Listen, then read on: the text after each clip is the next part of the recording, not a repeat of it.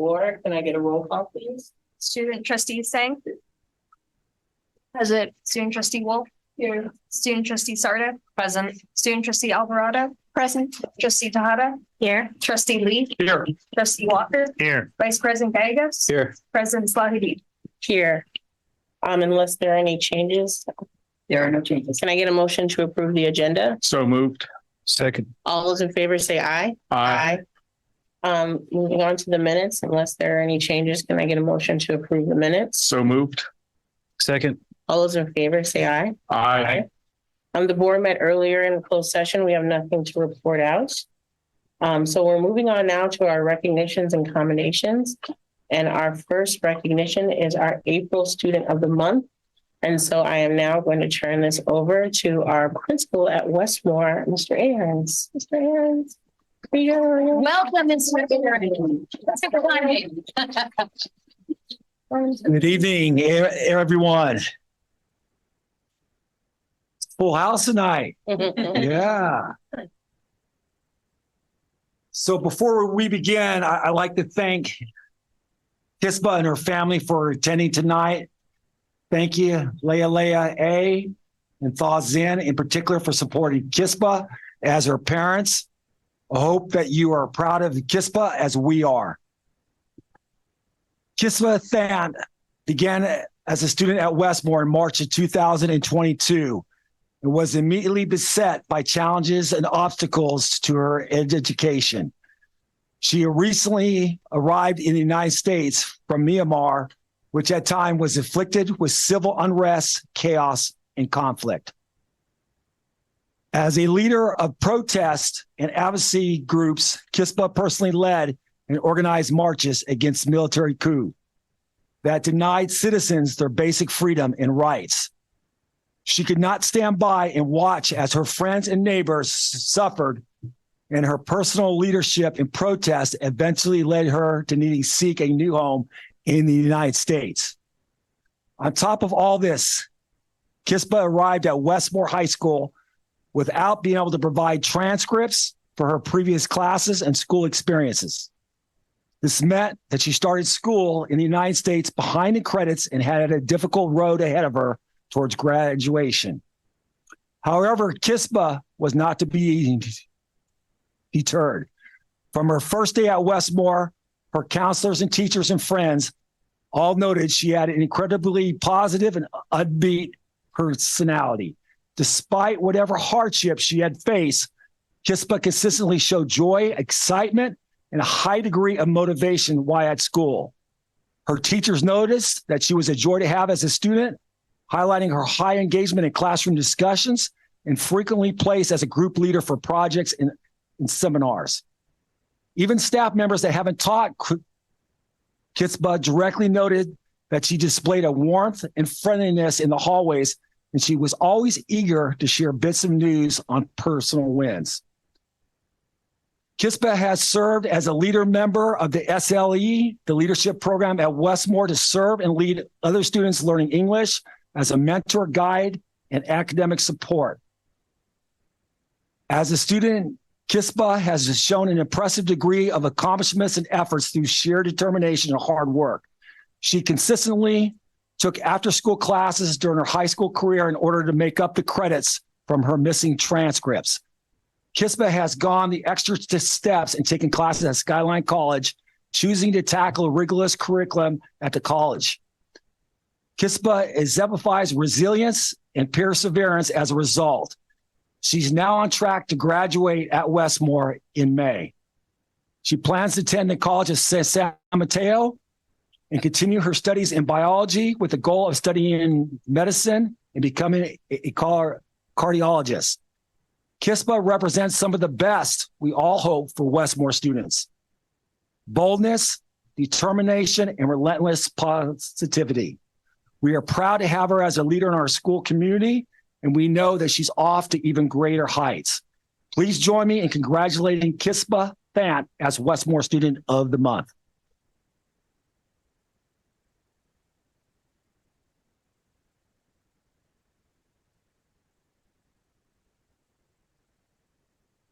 So we're going to take a big photo. All right. So if you want to say anything, you can, no pressure, but if you'd like to, you can. I'm just really, really, really thankful to everyone, and especially Mr. Aaron, of course, and my counselor and my teachers and everyone, especially to my parents too. And I'm so grateful for like everything that my hard works are like actually showing, and that was so impressive to myself too. And I was really, really glad to be here, and I'm so thankful for that. Thank you.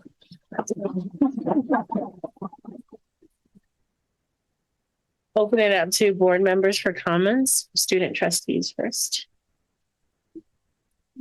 Hi, Kitzva. So personally, know you as a friend. You're such a genuine and down to earth person that I've met. Like, I didn't even know you came here like later, and you're graduating on track, and your achievements are very amazing. And I cannot to see what you can do in the future. And I'm very happy and glad to have you as a friend. Thank you, Shalom.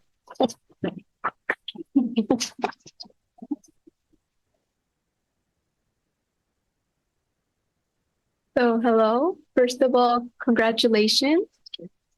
Like your principal said, it was just amazing how not only the teachers that work with you, but also the staff noticed like your work, your hard work, and your presence was there. So that's an amazing, like, it's something amazing like you have in yourself. So keep it going. And I also heard that you wanted to study like medicine, so you can accomplish whatever you want, and good luck. Thank you. So you don't have to clap for the adults because we're going to talk now and it's not going to be nearly as impressive. So I'll open it up. Sorry. This is my first time hearing your story or like learning about you, but you just seem really impressive, and your story is really amazing, and I'm so happy for like what you've been able to contribute to your school and to the JUHSD community. So thank you. I just want to say congratulations. You have accomplished so much at such a young age. Just want to congratulate you. When I read about your story, I will never know what that feels like. And here you are at a young age, already have gone through all of this and leading marches. My God, we need you. This world needs you. And I want to thank your family for their support and sharing you with us. And I'm so glad I met you. And I think from what Mr. Aaron said, that you are the best of what we all hope for all Westmore students to be, but I think it's what we should hope all our children can be. So congratulations. I know you're going to accomplish whatever you set your mind to. Indeed. Thank you for being an inspiration to us all, and very proud of the work you've done in such a short time here in our district, and certainly what you've accomplished at such a young age. We know you're going to do incredible things, and I look forward to seeing how you will lead all of us moving forward. Congratulations, and thank you very much for being here. And you're sitting here outlining some really impressive things that you've done, and I encourage you to enjoy the ride. And congratulations again. Thanks. Congratulations on Student of the Month. Like everybody else, I'm really impressed to kind of see where you came from and how far you've come here now. It's definitely an indication of the type of person you are and the hard work that you put in to get where you're at. It's really impressive that somebody your age can, kind of stick up for your beliefs as strongly as you have and carry that over from your home country to here and encourage the people around you to do the same thing. And I encourage you to keep doing it. Congratulations. And I'll just echo my colleagues in also add that I'm very glad that our district was able to support your magnificence. And that a lot of times we have students that come to us with so many gifts and our jewels, and our institutions get in the way of their brilliance. And I'm glad that we were able to help you shine and didn't stand in your way. So I'm glad we were worthy of you and everything that you have to bring to us. And I hope that we can continue to be worthy for all of our students. And I'm really thankful to your family for your support and everything you've done to make her so magnificent. And I'm excited for what you're going to do in the future. And if you don't, medicine gets boring, run for office. We would love to have you as a school board member and other leader in our country. So thank you so much for being with the one. So the three things that stood out for me: boldness, determination, and relentless positivity.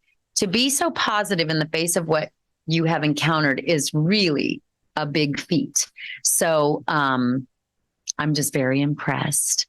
And there was something else that I wanted to, and you were taking college classes. You couldn't even, you didn't have all the credits that you needed because you couldn't get your transcripts. And not only did you get where you needed to go in high school, but you were taking college classes as well. I'm very impressed. So congratulations. I'll give you one more round of applause. Yeah. And then we'll ask you to stick around at the end of everyone's recognitions. We'll take pictures with the board. So have a seat right there. And we'll be right back with you in a second. So much. So the next person that we would like to recognize is band director Oliver Bishop. So I'll ask you to come on up.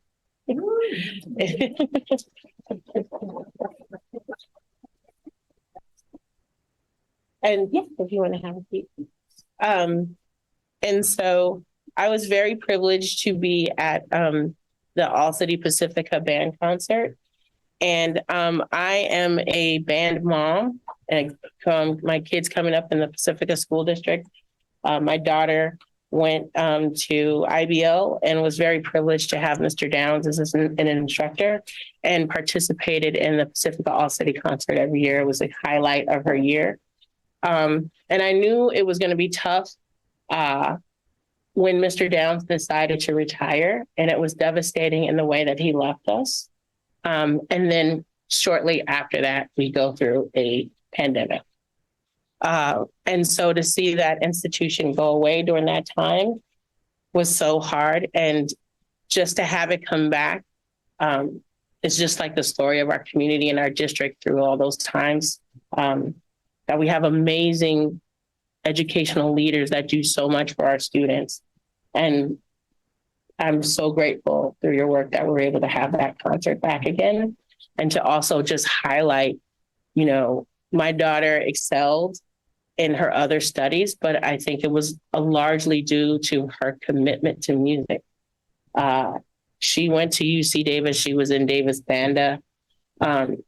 Even in law school, she still holds on to music.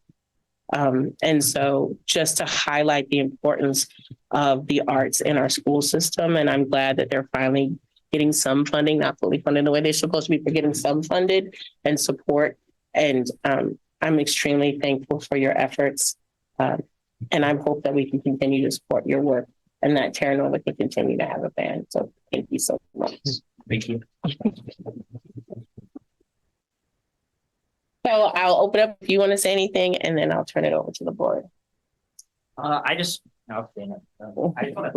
hold the microphone. Oh, you can stand up and hold it. I just want to say thank you to y'all and supporting me. I know just getting involved in this district was a challenge. I was brought on 2 weeks before the school year started last year, and the support that I received from everybody made that All City concert and me being here a year afterwards possible. I feel so loved by this community, and I'm so grateful to be a part of it. My partner, who's here today, hi Noah, he's a Terra Nova High School alum and an IBL alum, and so this music department and music in Pacifica is so near and dear to my heart. And I'm so grateful to have the opportunity to be a part of it and be an educator in this space. So thanks, you guys. No problem. Okay, opening up to the board, starting with student trustees. So, as someone from Terra Nova, Mr. Bishop has to be one of my hands down favorite teachers there. This past year, the leadership class took a few hits with losing teachers, but Bishop was always there to help and support. And no matter what the band needed or whatever leadership needed, we always talked. He was the admin that we needed, no matter what was happening to us. And I also hear everything that happens every morning in the band, and it's always a positive thing. I know the All City concert was a very big deal to some of these band students, and they were stressed about it, but they were also very excited. But all in the end, it's everything that the band does is incredible. So thank you for doing whatever you do and however you do it. Thanks, guys. Yeah. Mhm. Hi. Hi. So first of all, congratulations. It is amazing how far you have went in such little time. And it's incredible how everybody just welcomed you in and you created your own family. I bet your students are like your kids and you just teach them, and it's amazing like seeing them grow. But it's more amazing having you as a role model, like keeping them for going forward. And I just do see you as a role model. You're not even my band teacher, but You're the drum major, right? At personality Jefferson? Mhm. I think I recognize you. You're the drum major, right? I'm from Jefferson, yeah. Yes. Okay. You recognize me? I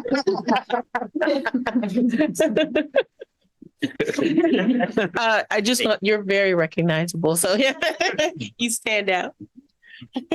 Thank you. So I go to Oceana, not Terra Nova, but in middle school I went to Ocean Shore and we had a band program there. And I just really got to see like the positive impacts of the band program, like on all of us students. For us, like Kalima mentioned, was kind of a difficult year because our band teacher had passed away. But I found that like music and band for all of us as a grade really like kept us all together and kind of just inspired me to come to school every day. And even though Oceana doesn't have a band right now, it's really great to see that this positivity is still happening in our school district. So. Just wanted to say thank you for your contributions to Terra Nova. And you did an amazing job, and keep up the good work. I'm a former band kid at Jeff. Unfortunately, I only did one semester, and it was my final semester, and I thought, I wish I did band all 4 years. It would have made my life so much. There's nothing like it. And for what you were able to do in a year, I mean, what a heavy lift, but I can tell it was done with immense passion and love. And I just want to thank you for being able to pull that off at a time when we really need it. Thank you very much.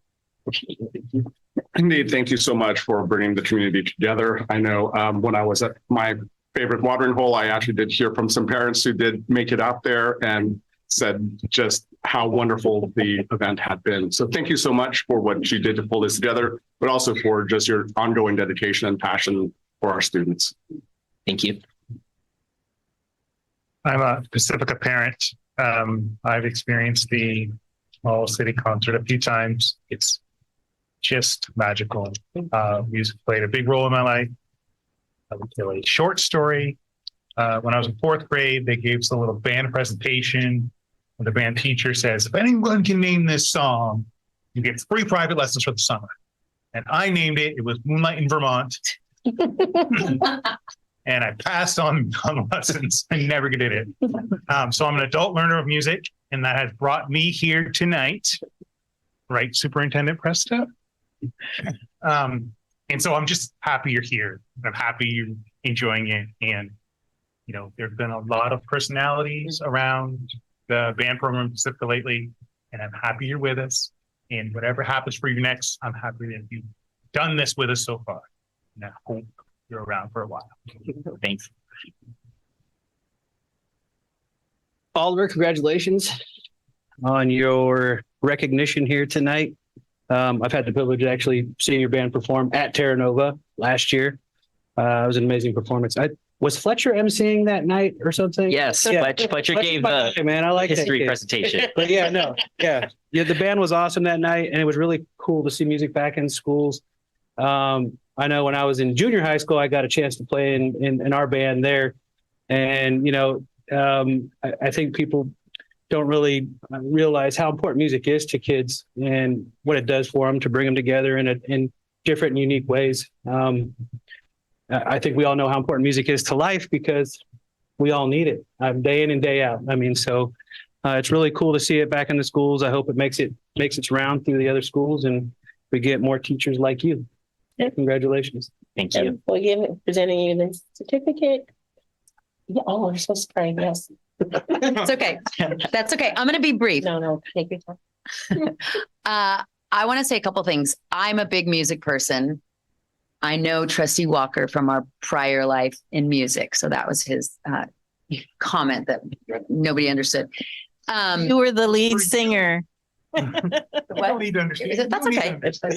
But music is a very big deal, I think, for everybody. I'm going to talk about something different though. Oliver, I just want to say as a superintendent, the thing that I look for in our staff that I want for all of our students is people, the adults in the buildings, treating our students with love and kindness and humanity, and you radiate that. And as evidenced by comments from Kat, who sees you and knows you in your world at Terra Nova, it's just so evident. And so for that, I'm very grateful. Thank you. Yes. And so with that, I would like to finish with the certificate from the board. We thank you for your tireless dedication in the music and everything that you do for our district. So thank you.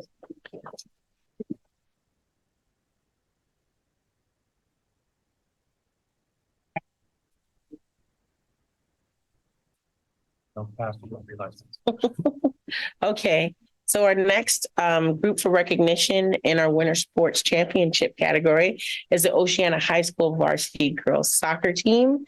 And so Coach Eric, is Coach Eric here? Yeah. Okay, so we're going to have you come up.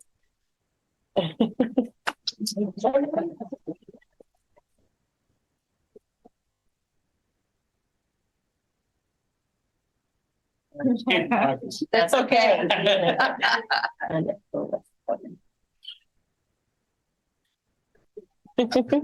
So the team was initially honored at the March 19th board meeting, but most of the athletes and their coach weren't able to attend that meeting. So we're going to bring them back tonight so they can be properly honored. And so I will turn it over to you, Coach, to introduce the team. And when you're called, you just come on up, Brett. And then we will hand out certificates and take a picture. But before you do that, if you had anything you wanted to say about the team. Yeah, I really want to, I really appreciate the commitment these ladies put in this year. Even in the past years, this is only Coach Juan and myself's third year with the ladies. We've been with the boys program for about 5 years. So we've been in the Oceana community for about 5 years. We just jumped in a couple of years ago with the ladies. And from the beginning, it was a nonstop, dedicated, hard work. It was very unfortunate to miss CCS by one PowerPoint. But with an 11-1-1 record this year, it was very impressive to see it come from the little school. You know, we're the little school, but these ladies pulled through and made themselves known out there. Out of the 5 awards given at the end of the season by PAL, we received 4 awards. So we almost swept the house by going to CCS also. So I am very proud of the ladies. We had a core group of seniors also that are obviously going to move on to bigger and better things, but we also gained and we have and continue to have ladies that continue to put in the hard work, young freshmen that came in to continue to work hard and they want to continue to work hard. But I am more than proud to be with this group. I am proud of each and every one of them that came out, including my managers that have been here from day one. they do their job. They make my job and Coach Juan's job a lot easier by doing the paperwork and, hey, Coach Eric, you need to do this. Oh, you're right. You know, so there is a big role. It is one big family, and we definitely enjoy being on the pitch together. Thank you guys. You're welcome. So I will call out names of the ladies that I think are here. And they can stand, right? Well, they're gonna come on up. Come on up. Yep. So I'm going to start with our seniors. I'm going to go with Ellen.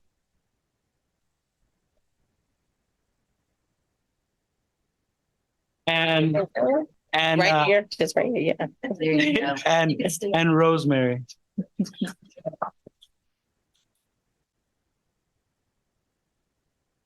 In that group, I'm going to add our managers also with Amaya.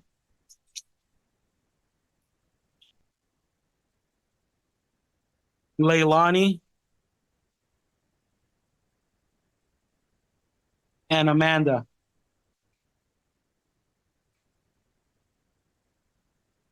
This is our senior group. And then with our juniors, we're going to go with Leslie.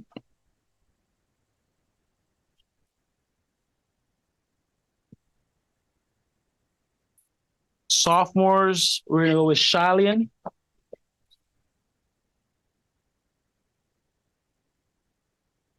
Ivana. And Victoria.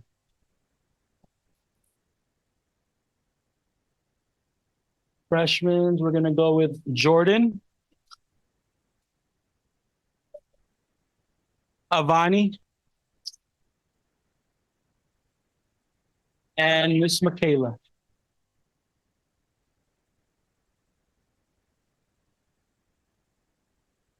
And our assistant coach, Juan Benes. Okay,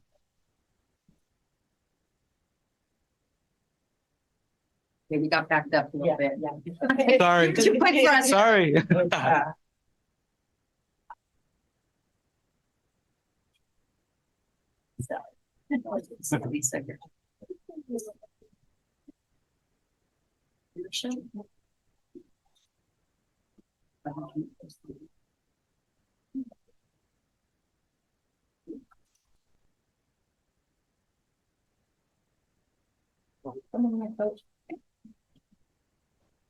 Coach Eric, we have a certificate for you as well. All right, and then the board, and we're all gonna come up and take a picture. Yeah. All right. Yeah. I'm just gonna stand on the table.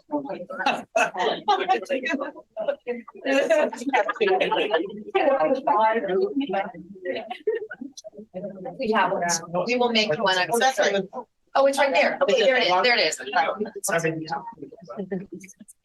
All right. Perfect.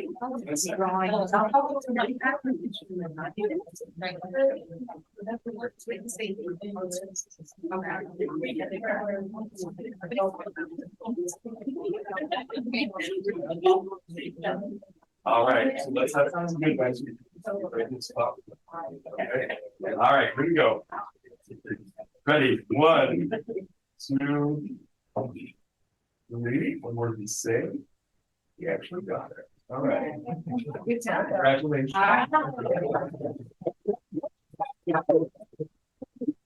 Thank you. Congratulations. Well done. We're gonna have all of the officials come on up and get their certificate. A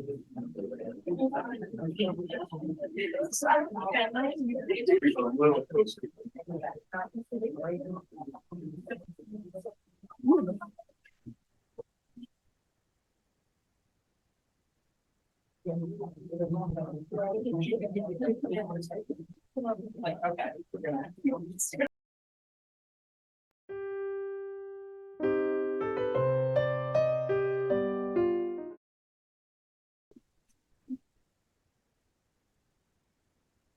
All right.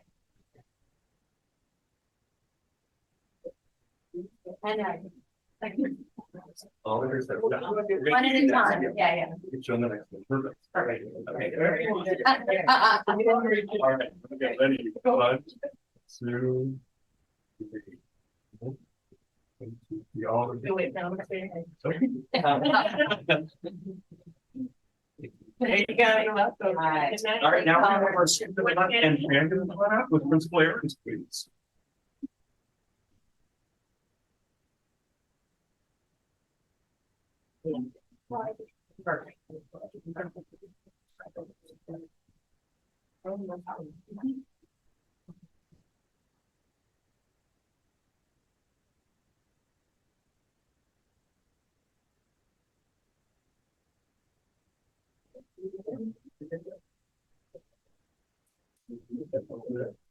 Come up with this, Mr. Aarons, on stand by.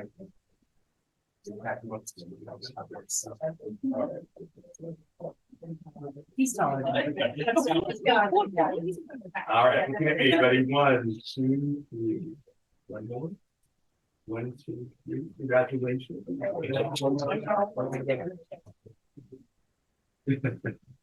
And I'm gonna follow you guys out.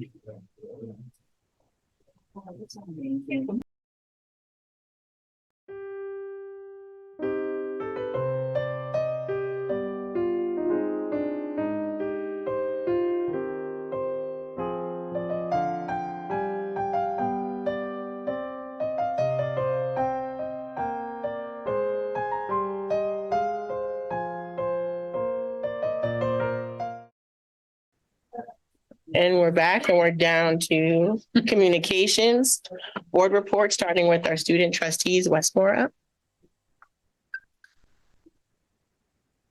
For Westmore's, during spring break, there was a Philly state competition.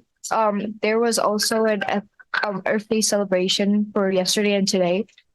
There's gonna be rally next week, and there is Club Rush this Thursday and Friday. There's also a student learning English family day this Saturday, and there's gonna be prom and graduation coming up, and there were also ASB elections last week. Okay. At Oceana, we just had our first ever Eco Fest. That was last week in celebration of Earth Day, which was hosted by one of our student trustees, Violet, and another sophomore at Oceana, and that went very well. They did some competitions with the schools for like each advisory made posters relating to our Earth, and we had a guest presenter come in speaking about environmental justice. We have our rally coming up on Friday, May 10th, and our prom is on May 4th. And the seniors have their senior picnic on May 20th, I believe. And we're also just looking forward to graduation and the end of the year. So. And so at Terra Nova last week, we finished up our last rally week of the year, which we also had our ASB election. So we passed down all the stuff to next year's class, and we hosted our book drive for children's books, and we had about 80 donations. And then this week we have our Special Olympics, which are happening this Thursday, and then our blood drive, which is happening this Friday. We also had a campus cleanup by our AP Environmental Science class. We have had many band performances in the past few weeks. And we have our annual musical Shrek happening this weekend and next. So for Jefferson, we just had our Spirit Week last week. And we also had our Step Up rally on Friday. That was fun. We have CASP going on right now this week and next week. So that's tiring. And we have a band concert coming up. So I was able to attend the Island Fiesta at Westmore High School. It was an incredible celebration put on by the Filipino Barkada Club. And it was just a celebration of the culture and community and as energetic as I have always remembered it to be. And I also attended our Student Advisory Council meeting last night. And so excited to see our student trustees presenting their work that they've been working on the entire school year. Yes, I was at student advisory last night too. I think we're all in for a good treat tonight. I'm an Oceana parent, and I'm really interested in this May 4th prom. May the prom be with you.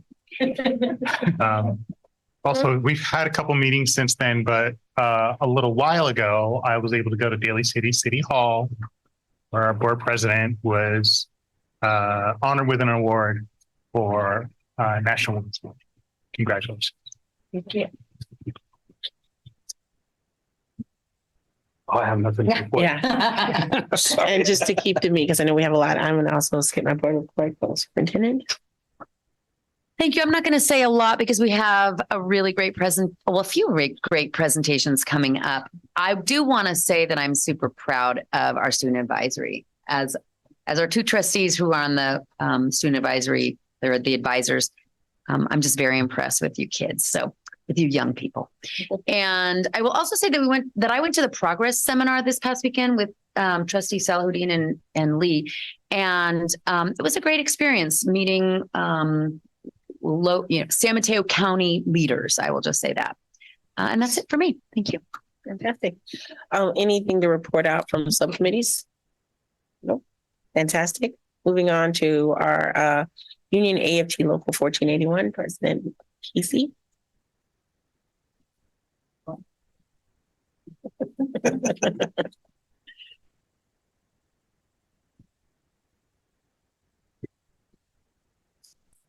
Good evening.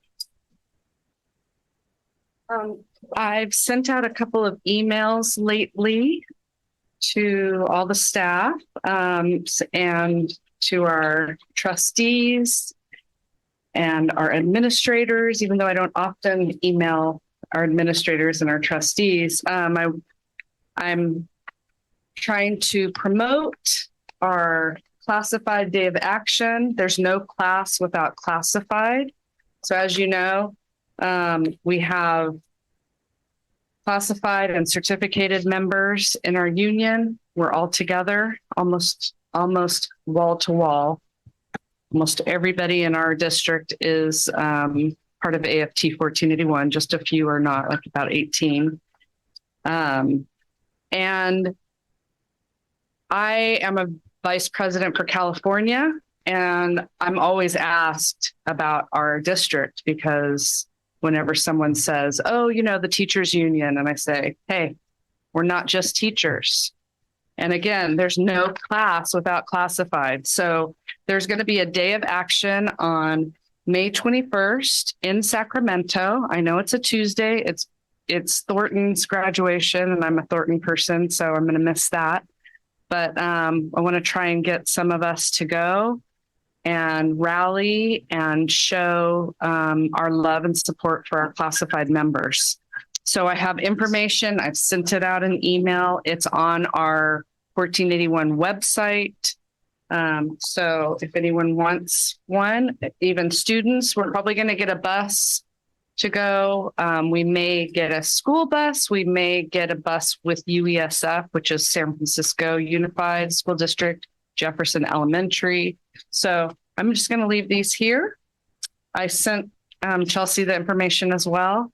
So I hope some of you can show up. It'd be great. I know it's graduation season that week. But if somebody can go with me and show your support, there's also an article that CFT wrote, and Angela Dodson, she's a bus garage and a Oceana paraprofessional, was quoted in there, and I was also quoted in it.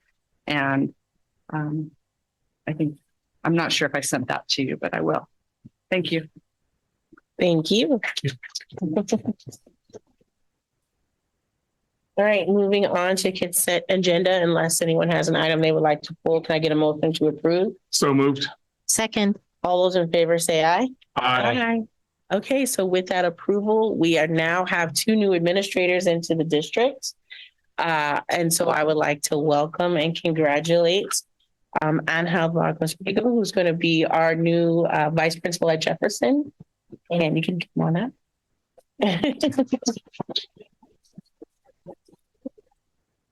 And Cho Long Leong, who is going to be our new vice principal at Oceana.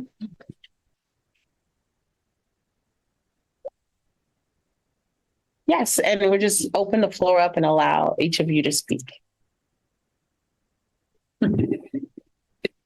Hi, everyone. Thank you for having me. I'm grateful for this opportunity and for the people who believe in me. I decided to become an administrator because I'm eager to recontextualize the roles and contributions of people of color in this country. I see public education as more than an exercise to instruct the masses. I believe education to be a debt and an investment to our children. We owe our students the humanity and the respect that our current reality denies them. We owe them the promise of the American project as a land of possibility and bounty. I see in education an instrument to bring freedom. Lastly, I would like to say thank you to the person who knows me best and whose actions and words have shaped me into the person that I am today. To my first teacher and to the person who has taught me that in our darkest hour, when the light doesn't shine, how to harness my own light. To the person who has shown me more than once that starting over is not a sign of failure, but rather a testament of strength. And for her beauty, her kindness, her compassion, and her love. To my mom.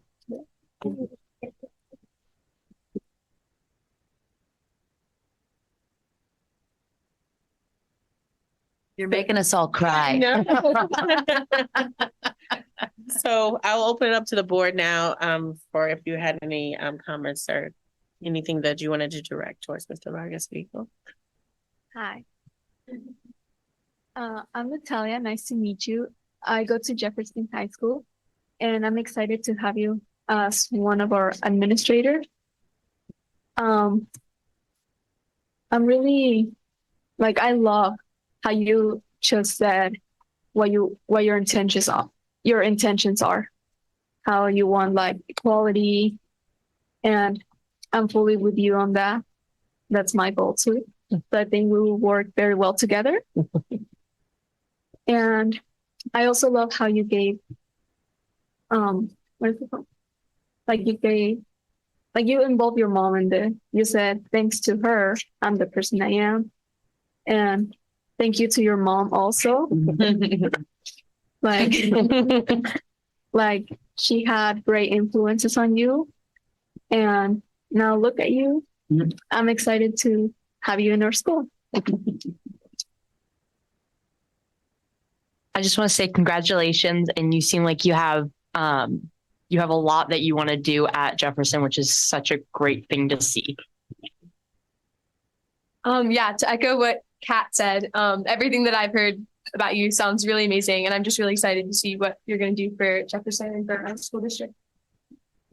Yeah, same like Juliana and Kat. I just wanted to echo that. I'm very excited to see what you can do for Jefferson in the future. Same with what they said. I'm beyond excited to have you in our district, and you have a passion, and that and also your commitment to what we are about, especially in the equity and ethnic studies. I'm so glad that we have you coming on board, and I think you're going to be a great fit at Jefferson, but more importantly, as part of our JUHSD family. So welcome.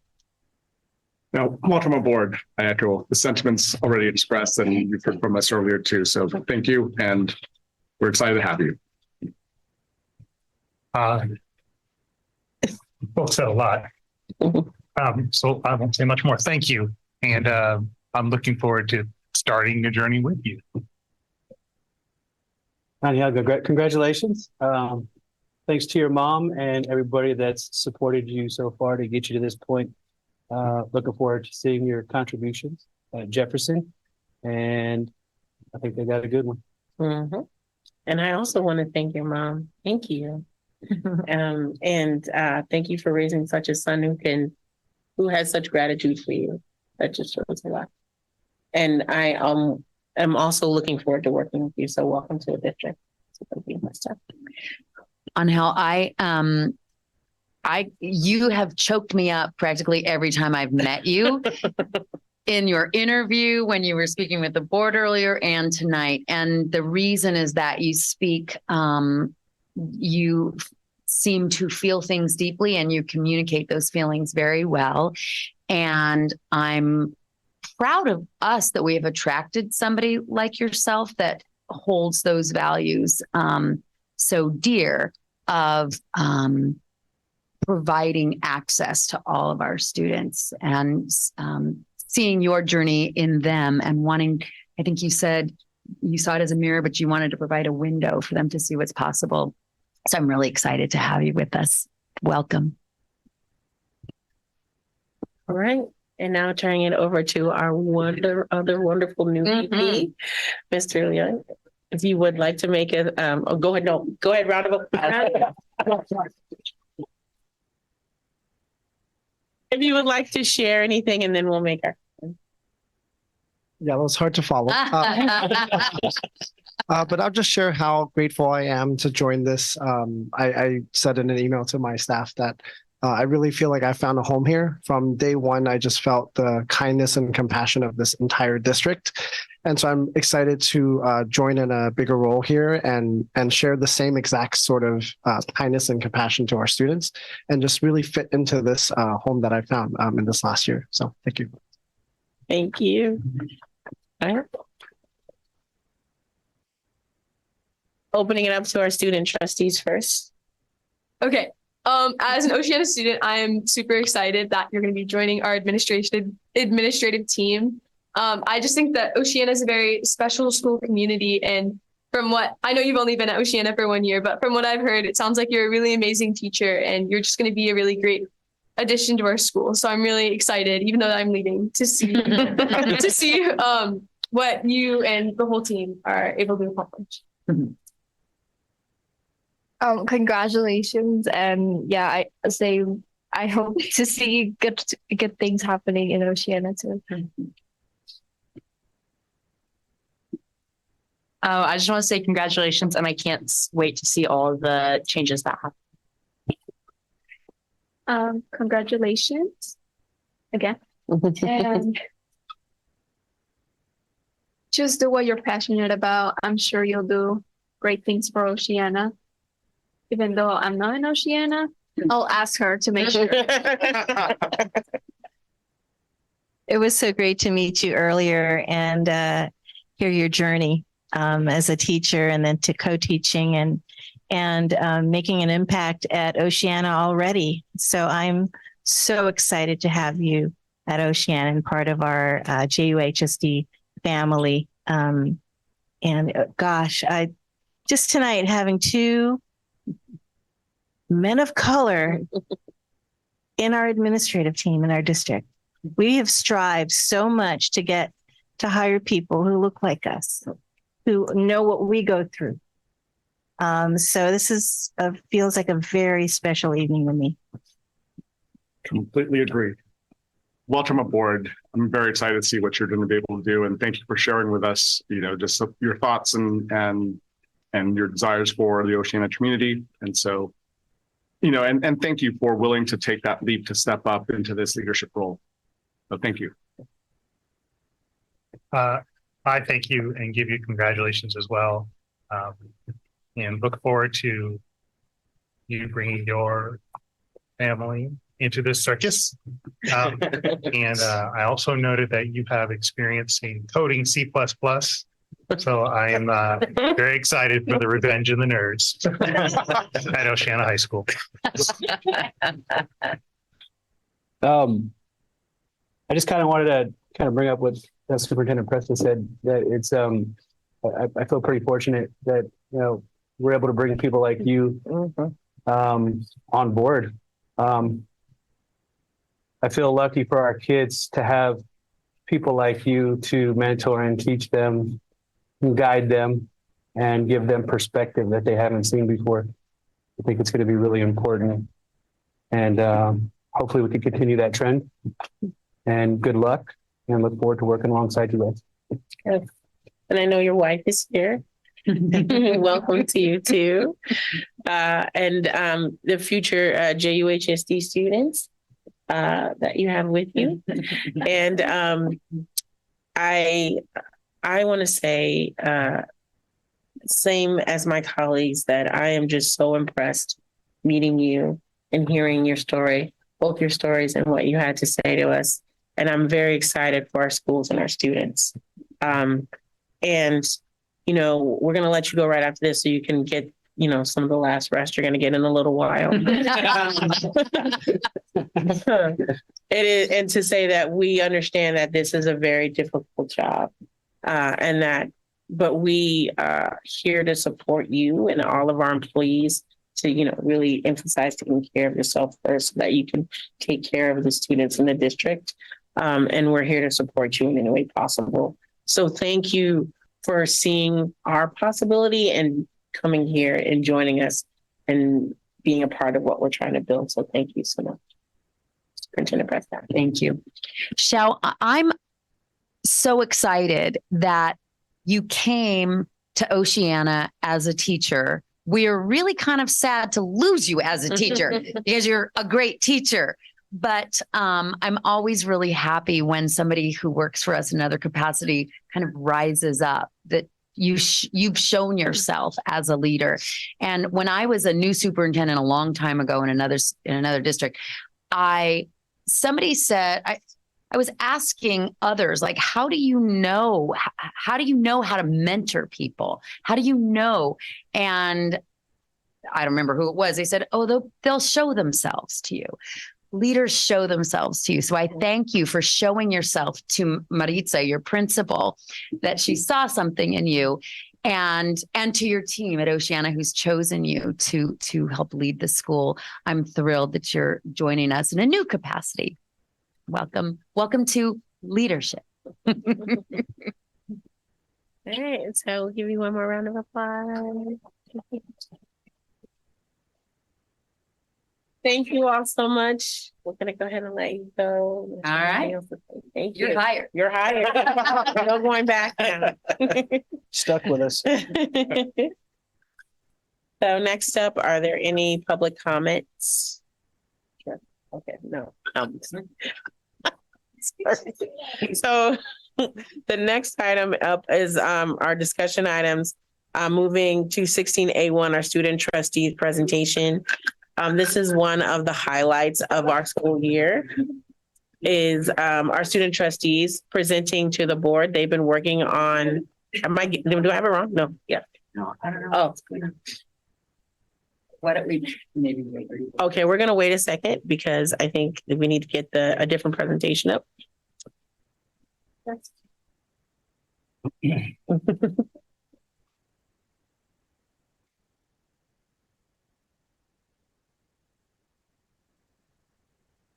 Thank you. Okay. So as I was saying, this is one of the highlights of our year. One of our goals as a board is to elevate our students' voice and to make sure that their perspective is heard. And so we want to ensure that we provide that platform. And this is one of the vehicles. So turning it over to our student trustees and Superintendent President, I don't know if anything else is there. No, I'm just so thrilled that you guys are going to get to experience this great presentation. We got to see it last night. So I'm going to welcome up the first group up to the microphone. There we go. This year, the students, it's one presentation, but kind of in three groups. Gotcha. So.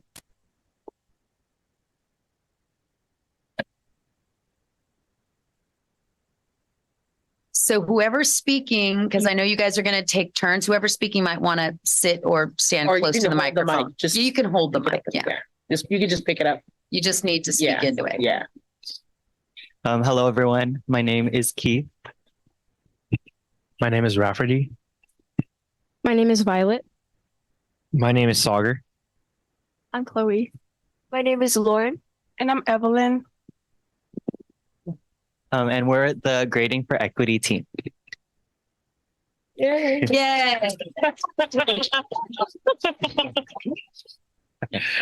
you have the clicker? I don't think there's a clicker, but there But if- is. Pardon? Oh, no, go ahead. You have to, sit. Oh. Maybe you need somebody to sit here. You're going to use this to advance. You know? Oh, you know why? It's one big thing. Okay, now, so somebody needs to use the arrows. Okay. So just before we get started, a little introduction. So the 23-24 Student Advisory Council Grading for Equity team strives to spread awareness about the grading systems of each respective school to enact change and hopefully persuade current board members to implement new systems. And we believe that the first step to school change is addressing the problem within itself. And especially from a student perspective, it's important to hear all sides from all students. So here's what we're going to be going through. So each of our schools are going to be speaking. So we're going to start off with Jefferson, then move on to Oceana, then Westmore, Terra Nova, and then finally we're going to talk about some solutions. And then we'll be starting off with Jefferson. My name is Evelyn. For Jefferson High School, Jefferson, we have a 4x4 schedule system. So we take 4 classes from August to December, and then we switch classes from January to May. This allows students to get more credits and take 8 classes per year. And this also allows students to balance their classes. So they're allowed to just take 4 classes and they don't have to be like, they don't have that overwhelm by taking more classes. We also have flex time on Tuesdays and Thursdays, which allows students to do their homework and connect with their teachers too. Jefferson has a big Hispanic community, and language barriers are one of the biggest challenges that the students face.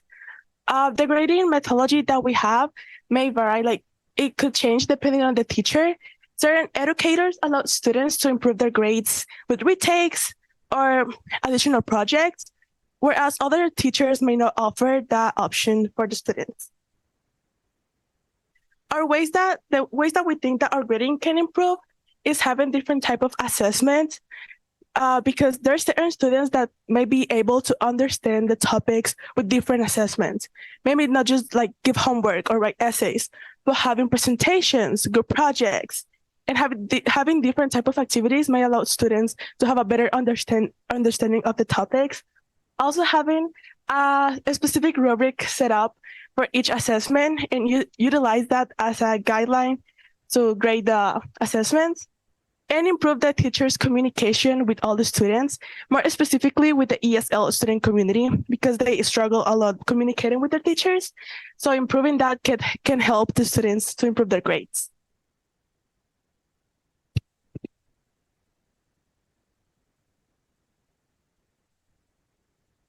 All right, so for Oceana, we do have a very diverse background of staff, giving many students a chance to resonate with knowledgeable figures. Since our staff is so diverse, our student population usually finds it easy to find a figure they can feel a connection to, who they can go to if they have any issues or questions. We also have academic council student representatives who communicate regularly with teacher representatives to discuss things like school-wide grading systems and other events that are going on within our student body or events that are conducted outside of our student body. We also have 9-10 house systems, which prevent burnout and encourage bonding between classmates. 9-10 houses are groups of freshmen continuing on to sophomore year teachers with the same, a group of students with the same humanities teacher. This does, as previously mentioned, prevent burnout because of the connections forged between the students. And it also, since it's 2 years with the same teacher, students do get used to the sort of grading systems that will be offered. And teachers generally lay out easily comprehensible rubrics and grading structures for the freshman and sophomore transition. I believe there are very uniform rubrics available for students, which are well gone through in the syllabus for essays and Socratic seminars. And in addition, revisions are accessible to every student and they are highly encouraged in most of our classes. So while we acknowledge that Ocean does a really good job at grading for equity, we think there are some areas that we can still improve on and become an even better school that practices equity in our grading system further on. One thing we want to offer is standards/accommodations based on student situations. So if a student is an English language learner, an EL learner, or they have personal situations at home or they're struggling with mental health, we want to make sure we can accommodate a syllabus or a grading pattern that works for them to where their highlights are still highlighted and we can still grade them at a fair thing, but not where they feel like if they're not performing at the exact level or they don't have the exact same assignments as their peers, then suddenly they're struggling. And so having accommodations, more accommodations for students and for personal situations is something that we feel like would really benefit. Another thing we want is open dialogue.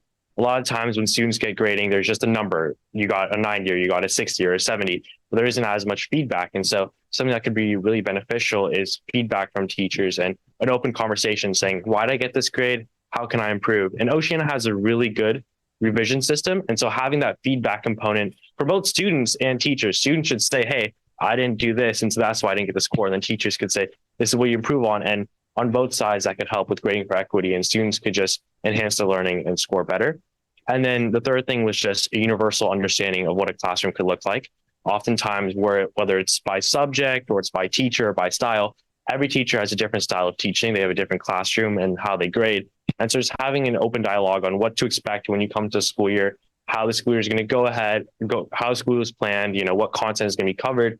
And so if a student does know that they're going to be struggling on content really further ahead, they could start that process earlier. And those are some things that we identified could really benefit at Oceana High School for grading with equity.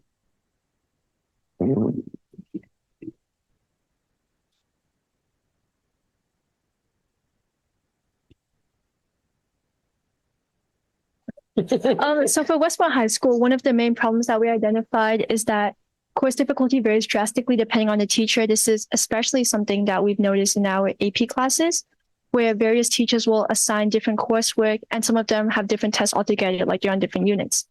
So this causes a lack of interest from students towards wanting to challenge themselves in a more academically rigorous course, especially when they don't get the easy teacher.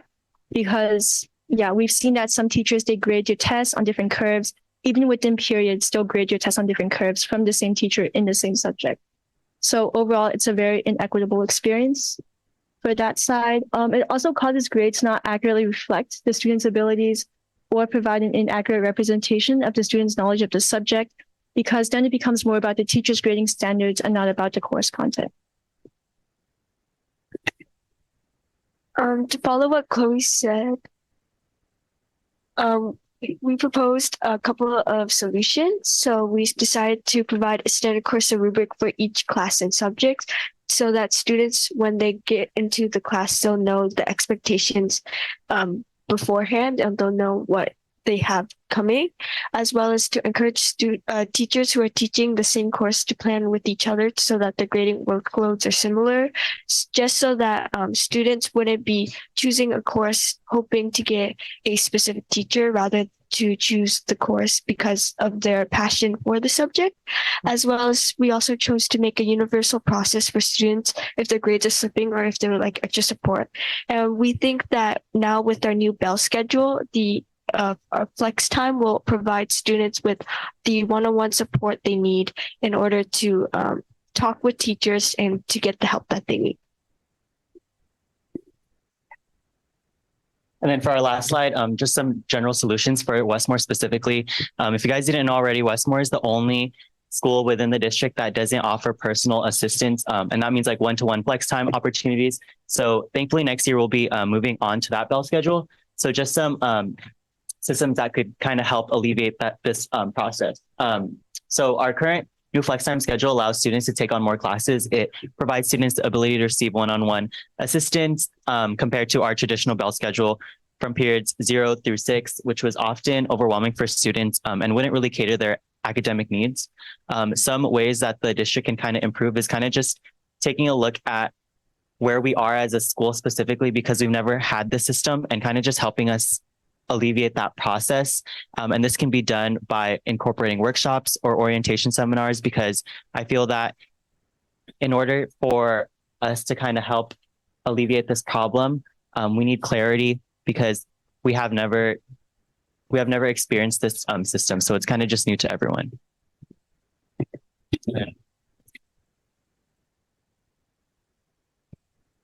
For Terra Nova, like many other schools, we also have different grading styles, and we have both standards and traditional grading. And although it is up to the teacher's discretion to grade as much as they want, or like how they want, we must also try to collaborate with our other fellow staff members and students. And unfortunately, a lot of students may feel as if they have differentiating workloads for the same classes. And this may be unfair to a lot of people, especially because certain people are working harder just because of a certain teacher, and certain people are working less for the same amount of credits. And again, this would be very inequitable to students, because Terra Nova has a very high athletic population count. And also, in general, we also try to respect our students' time. And this is also a difference between separate departments, which means that there will be different expectations and different course loads between different departments.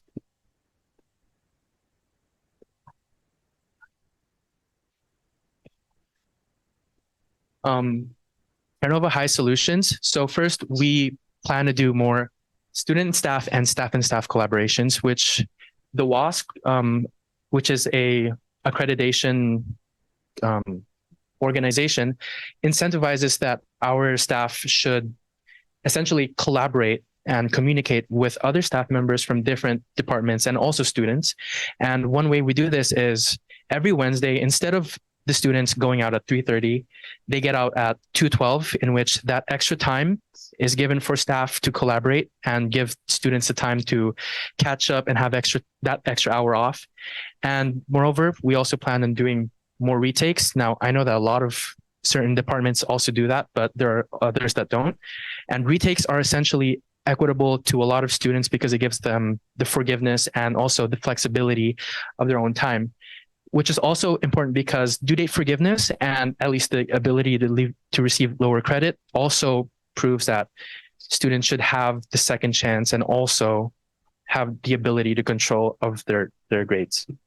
And moreover, flex times are also really important. And although we do have flex times, we are planning to at least try to extend that because a lot of students are trying, and essentially they try to write essays, LEQs, or do tests. And certainly 30 minutes is not enough for a lot of these people. And that's why flex times are also equitable to a lot of students who are also very busy and juggle with a lot of advanced classes. And yeah. So on to our last slide for today. Just some overall solutions is coordinating outreach towards struggling students to understand how the students can adapt to help them succeed. And this can be done through an admin approach for soft contacting and how students and grading systems can both adapt for best graded related outcomes. We also said increasing communication between teachers, students, and families.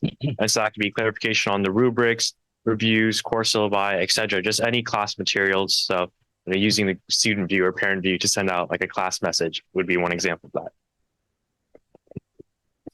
Something else that we decided to add was offer assistance with overcoming language barriers, requests for translators and other resources that the students may need in order to success in school.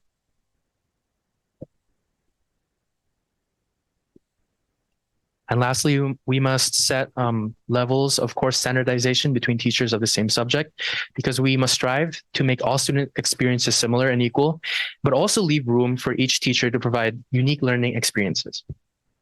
Thank you.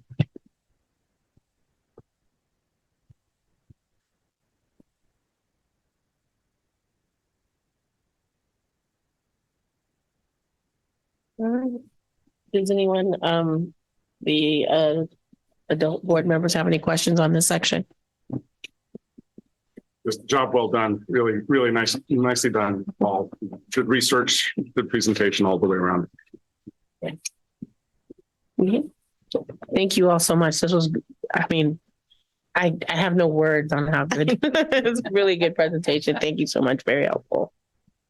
Excellent. Excellent. Thank you, guys. It really goes to show you why it's so important that we get you guys involved in this process as students to educators to administrators. I want to implement this in my house actually with my own children. So it's good that there's open communication between you guys and adults. It's really important. We don't know what you guys are thinking, how you're processing things, and you guys are educating us on that. So thank you. Yes, please. So we're going to say stuff. We're going to make comments at the end of since it's sort of 3 mini presentations. The couple things that I want to say right now, this goes for all of the groups.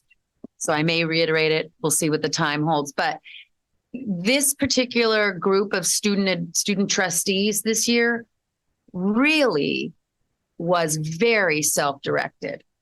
I want to thank Juliana and Keith, who are the co-presidents, because I think you really set the tone for the whole group this year.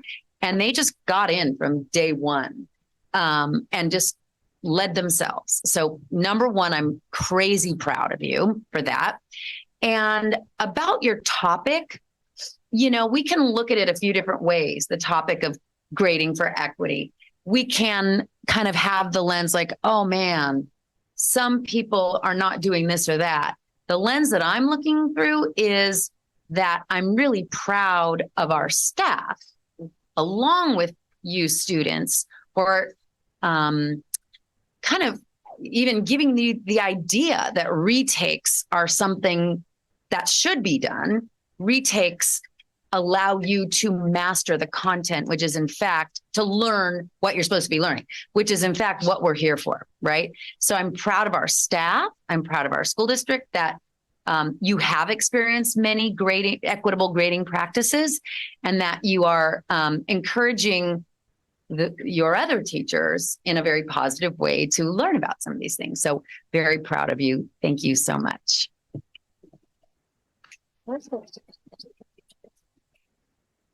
Okay. Now we'll be moving on to our next group. We have wellness. Perfect. Wellness team. You can just advance, yeah.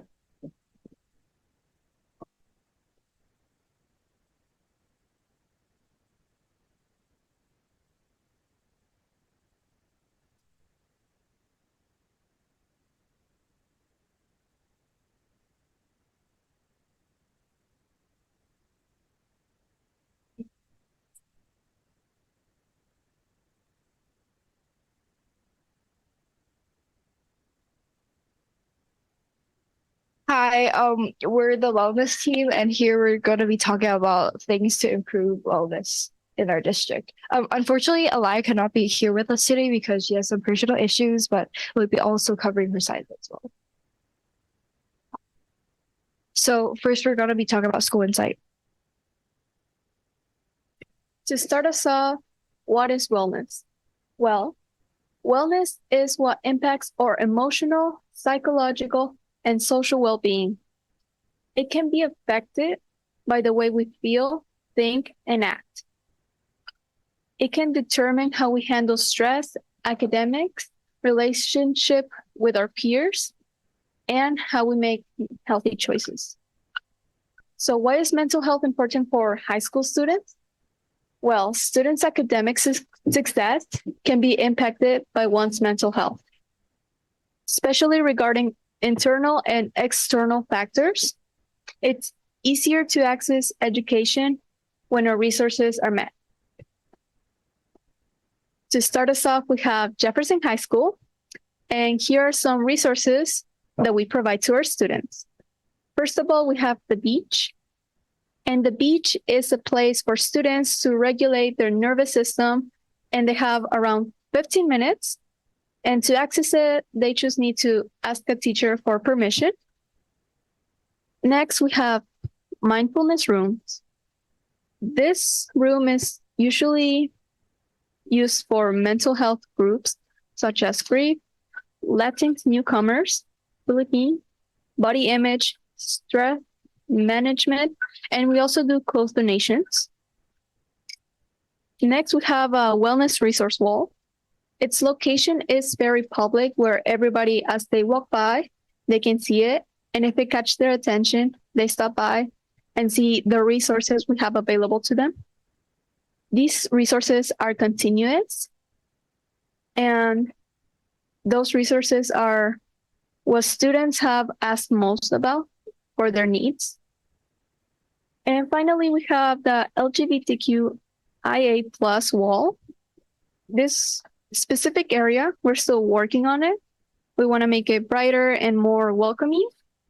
And it's just resources for our population of LGBTQIA+, so they feel welcome and supported. And here's our wellness team. Previously presented, we have Miss Marcela as our social worker. She speaks both Spanish, English, and also Portuguese. So she works mostly with newcomers. And then we have two wellness counselors. They're amazing. Miss Hapa and Mr. Adranera. And specific issues we have at Jeff is that sometimes when students have appointments, let's say like weekly therapy sessions, or they make an appointment with the youth center, sometimes some teachers complain about students missing class. And at times they stop them, or they're just complaining. And we just want to support our students with who are like trying to cover their basic needs and their mental health. And also we have a big Hispanic Latino population. And for counselors, we have one speaking counselor. So like many of our Latino students want an appointment, there's just one counselor available at a time. Alrighty, and then next we have Oceana High School. So as of right now, they have 4 counselors in total. They have Alyssa Owing, which is a academic counselor, Patty Holland, which is an academic counselor, Jeanette Herbert, which is a wellness counselor, and Liberty Kayon, who's a social worker. There are multiple ways that you can sign up for an appointment. You can ask your teacher, you can fill out a wellness form, or you can walk in. They also have a chill room available. Yet there are still some specific issues that would like to be addressed, such as how can we work more with freshmen in the starting of a year? How can we utilize our flex time to help with wellness? There is really no specific wellness center like for just general wellness, and it's kind of hard for students to reach out. Next, we have Terra Nova High School. So we offer a variety of services. So we have 2 wellness counselors, Miss Mika and Mr. Marsh, who is also our social worker. We have peer helpers, a women's wellness group, Flexing with Wellness, which is a program that you can use your flex time to go outside or do a journal class. We also have our sex ed squad, which is directly connected to the Daly City Youth Health Center, which are students on campus that can help with not only just your wellness when it comes to stress and stuff like that, but if you're having issues with your identity. So Terra Nova's wellness overall is very easily accessible. However, there are a few hiccups. For instance, there isn't a lot of communication once you start. There isn't, like with our academic counselors, you meet with them every year when it comes to course selection. But course selection can be stressful for juniors, knowing that they're going to their senior year, or freshmen, knowing that your freshman year, you're pretty much given your classes, but sophomore year, it's a whole new your choice. And this is a stressful time that it's hard to reach out and schedule a wellness appointment. So to be able to get that direct communication with when you sign up for your classes, you have a wellness appointment that pairs with it. Also, when you do want to come and schedule an appointment, they're through QR code, which are very publicly posted. And if you need an appointment and you're ashamed of what could be going on, people will know that you're signing up for an appointment since you're scanning a code that's in the middle of a crowded hallway. Also, when it comes to reaching out to counselors, for the most part, we can't have walk-ins since we have a very big school population with only 2 counselors. It's usually a 2 to 3 day wait when it comes to scheduling. And however, we do have a few good things, such as the Daily City Youth Health Center checks in twice in our school year. They do a week-long refresh your freshman year, and then either your junior or senior year, depending on the class. So. Okay, so for Westmore, there's like a couple of wellness services offered. First off, there's like a wellness team in which that is 2 wellness counselors, Mr. Fung and Miss English, and also Miss Franny as a social worker. There's also a class called Peer Assistance in which it is a class for the upperclassmen to sign up to become student mediators between students that have conflicts in between and they get resolved in a confidential situation. There's a club established called Brain Change to Mind. Essentially is a club that has an emphasis on mental health awareness. And there's also a wellness room in which students can also take a 15-minute break to retain their calmness and have a mental break whenever they need it. To make an appointment with their counselors, students fill in wellness forms, and which is on a QR code around the school. Some specific issues that Westmore has includes that not a lot of students feel entirely comfortable with expressing their feelings because of some counselor purposes and also gender purposes and also some negative feedback from certain counselors. The wait time for meeting counselors are also too long, in which because there's also a big population at our school, it takes 2 to 3 days for counselors to actually get in contact with the students, which sometimes undermines the urgency for students to meet with their counselors. So moving on to our district statistics. Okay, so as the 4 of us were working on this project, we realized that we all have our own 4 specific relationships with our wellness counselors or how much we have experienced this. So we decided we needed to reach out and find out what the general student population thought about this. So we sent a form out and got a decent amount of responses. So when it came to have you ever visited a wellness counselor on campus, over half the students that filled out this form said they hadn't. And when we asked, do you feel like resources are available? They, however, did say yes. So this gives us the question of if they know that these resources are available, why haven't they been able to go and reach the connections that they need with these counselors? So a few of the ideas asking, what do you think we would like to see in the district? People said that they would like to see wellness rooms or having longer breaks, which would help with feeling overwhelmed, specifically during finals. Also, giving us students places where they can go when they feel extremely stressed or upset, since many feel as though they're fighting a battle with attendance and teachers and absences and makeup work. So this is one specific solution, but we have more coming up. Our overall problems for us is that no awareness. We have almost no awareness, like many students are unaware of resources and counselor abilities they have access to, and student motivation. Students are burnt out and unlikely to reach out themselves. So it'll be nice if like a teachers notice something, they let a counselor know, because students are maybe shy and may not do it themselves. Another thing is going to counselor. Students have a hard time relating to counselors and find it easier to talk to peers, and they just might not be that effective.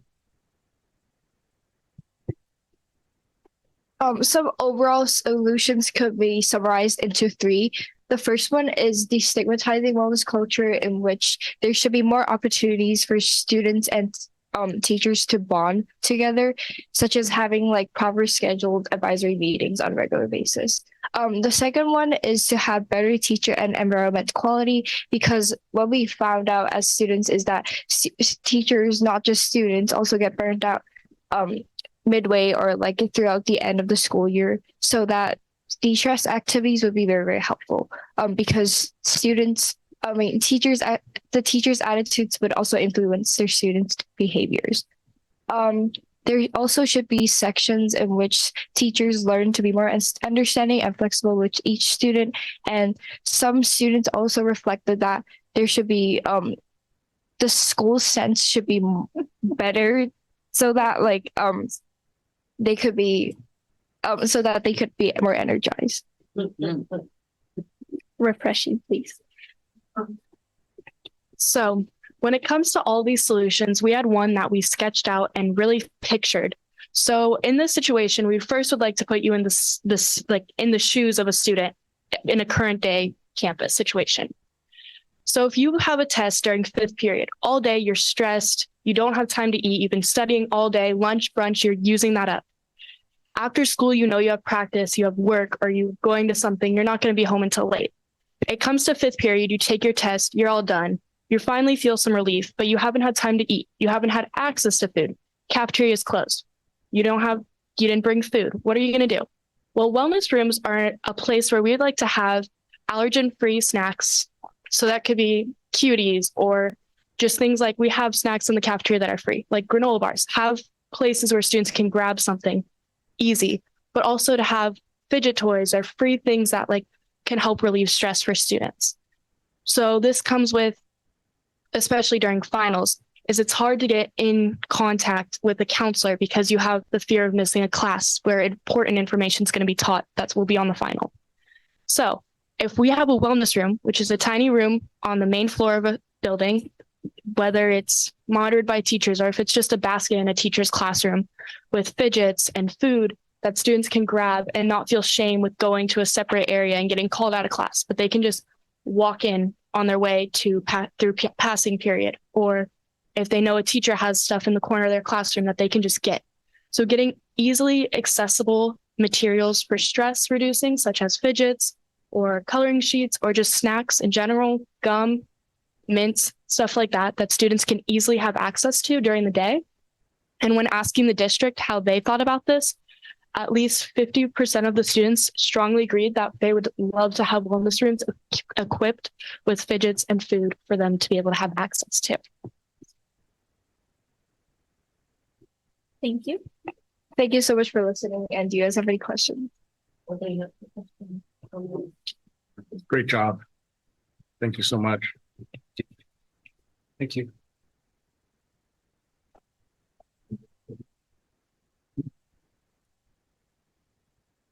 Oh, I was just going to say, I really enjoyed that last slide where you, it's been a long time since I was in high school. So you just putting us in the shoes of a student. And I was stressed listening to you.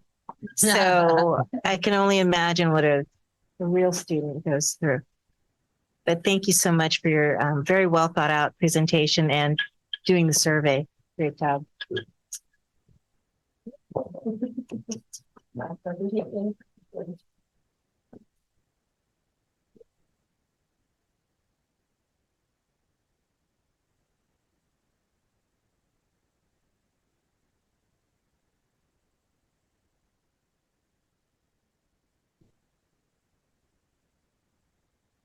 Okay, so our topic that we focused on this year was environmental sustainability throughout the schools. So what we'll be covering is context, area of growth, solutions, and questions. 8.3 billion tons of plastic have been produced in the US since the 1950s. And 14 million tons of plastic have ended up in our oceans. 95% of Americans say that they are concerned about the amount of plastic and waste on our planet.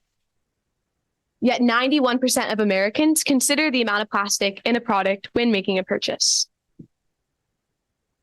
So we may be asking, what can our school district do to reduce waste, promote sustainability, and contribute to a greener planet? Well, over the course of this year, our group has identified 3 areas of growth for our school district, or things that we could focus on to kind of take these small steps to promote sustainability. So first is with our school lunches, second, our waste, and third, our paper usage. So looking at our school lunches, most of our school lunches are served in or with plastic. So sometimes these are like plastic wrapped sandwiches, or like I've been served like waffles that have been like wrapped in a lot of plastic. And all of these plastics that are used are pretty much single use plastic wrappers, which means that after you use them one time, they must be thrown away. And in addition, some of our products that are served at lunch are also served in a paper tray, even with that addition of the plastic wrapping. And all of our utensils are plastic as well. So some of our potential solutions to this conflict with the school lunches could be to invest in wooden utensils, order more products without plastic wrapping, like our soup, and using our paper trays and like the pizza that is served at our schools. And really a big one is promoting the use of salad bars. So Oceana was actually the first school to get a salad bar last year. And this has been really great for our students. First of all, because it's a very healthy option, and we are provided with very delicious greens and fruit. There's a really wide variety there, but also it really limits kind of the use of plastic. So instead of getting a really heavily wrapped plastic sandwich at lunch, a student could decide to get a salad from the salad bar with very nice green products in it. Another issue that has become increasingly clear in our schools is the use of trash bins. Students are very, very infrequently sorting through their trash and are instead choosing to just dump whatever they are trying to throw straight into the landfill without any second thought. And all of this trash ends up going to the landfill regardless of whether it is compostable or recyclable. This is especially prevalent when people are putting landfill or compost into recycling, or landfill and recycling into the compost, because then we just dump all of them together and put them in the landfill. There is a large lack of awareness of where students should put their trash. Most of them simply don't care, but there are several of them that simply do not know where to put their trash. And there is a very, very large lack of recycling bins at our schools and inside of our classrooms, despite many teachers using recyclable pieces of paper. These recycling bins are frequently extremely small and are very commonly not properly labeled, instead just being in a blue bin or something like that. So students aren't even aware that they are recycling bins, and again, throw their stuff into the recycling bins completely unaware, which results in them all getting thrown into a landfill as well. And some solutions to this is to incorporate clearly labeled recycling bins in all classrooms to eliminate confusion. Add liquid waste bins so it's less likely for students to contaminate other waste bins, since liquid product is very common. And be more straightforward with what items belong in what bins. This can especially be prevalent in social accountability. So when you see somebody putting something in the wrong bin, tell them, hey, that doesn't go in there. Sick. All right. So this is about paper use. As some of you who are students may know, we use a lot of paper in our classrooms, and it's becoming a little bit more of an issue. A lot of you might be familiar with those like packets where you're like given by the teacher and you're like, highlight all this. And you're like, what? So yeah, a lot of those like single use handouts get thrown away after they're used, when they could be used as scratch paper or recycled for something else. A lot of those packets that are handed out could be used online or in Google Docs. So as we mentioned, some solutions to this is to digitalize informational handouts, turning your stuff all in online. And also, as mentioned, recycle those handouts. I know some of y'all art teachers might need that for like a project or something. You could draw on it, but like, just try to save the paper, bring it online if you can. But yeah. Okay, and to conclude our presentation, because I know you guys have been listening to us talk for a while, I want to share a quote from Howard Zinn that says, "We don't have to engage in grand heroic actions to participate in change. Small acts, when multiplied by millions of people, can transform the world." And I think that this quote speaks really large volumes to our school district. We're not asking you guys to solve climate change, but there are really small implementations that we can take as individuals and as a school district to help promote sustainability across our school sites. Thank you.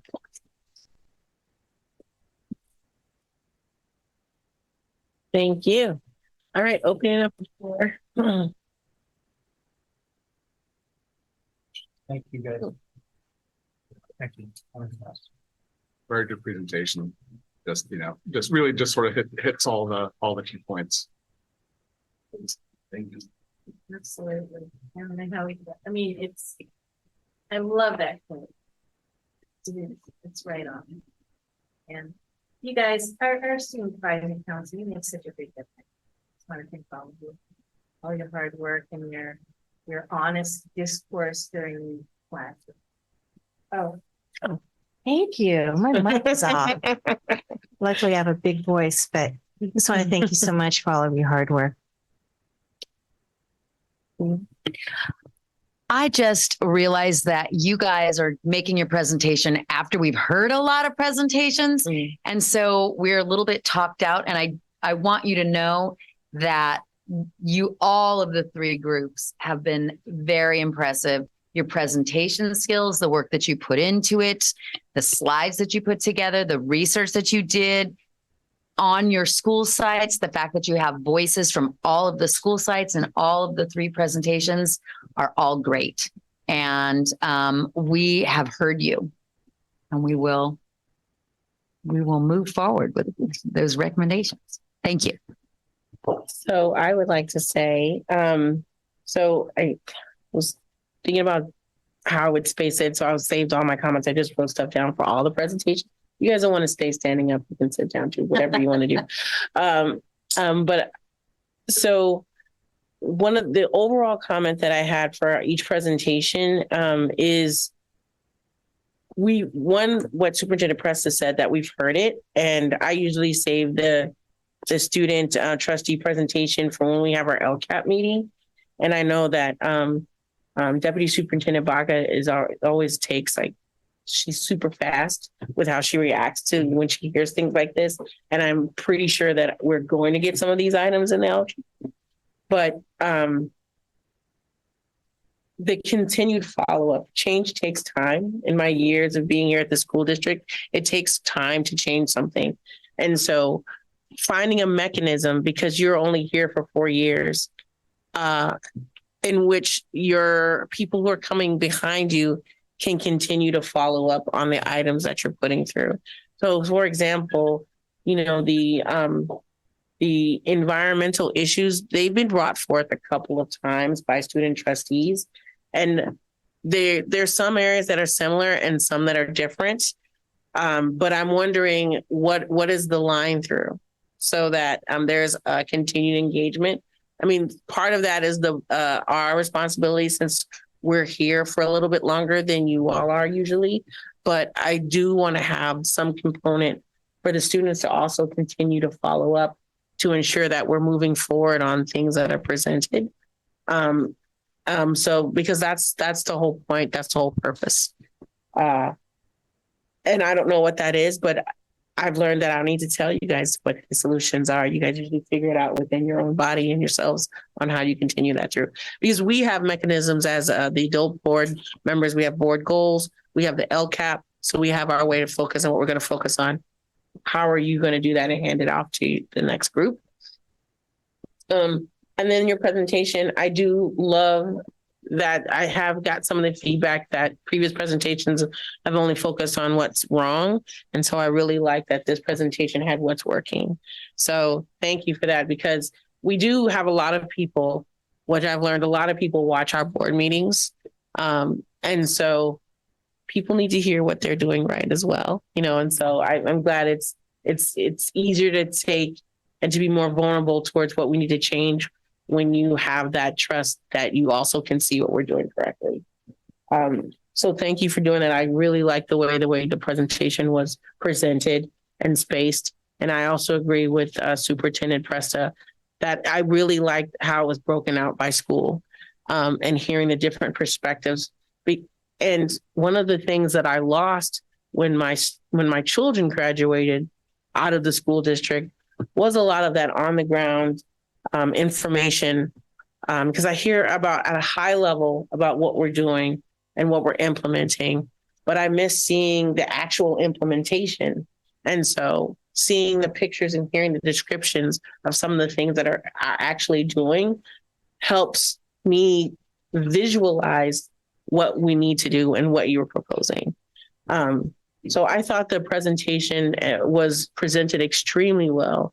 I don't know. I continue to be blown away by the student presentations, but that was phenomenal. So thank you all so much for we could see that how much work and time and effort was put into that. So I'm very appreciative. And then again, I like that there was what I felt actionable solutions, because sometimes people present problems and I'm like, thank you for not asking us to solve climate change. That the solutions are things that we can actually look at and probably start working on. So that is all I have to say. Thank you all so much. All right. So now moving on to item B1, our special education program updates. Oh, I just want to say, so we've got student trustees who are here for the meeting. All of the student trustees, you don't have to stay for the rest of the meeting if you need to go home, because it is 8:45. You're welcome to stay, but you don't need to. That goes for everybody. That goes for everybody. Yes. All right. Thank you so much. Good night.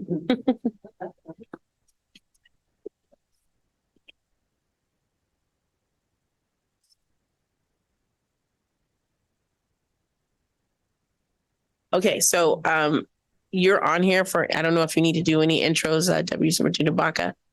Now I just want to introduce our fabulous directors of special education who will provide us with the updates on the program. Grace Ventura and Lee Medvedoff. Thank you. Take it away. Have a good night, everyone. Well, thank you for having us, and we'll make sure that our presentation is as phenomenal as the students' presentation. We'll promise we'll make it as exciting as what they have presented to you guys. So I'm Grace Ventura, and I'm here tonight with my co-director, Lee Medvedoff, and we're going to discuss our update for the school year 2023-2024 in special education.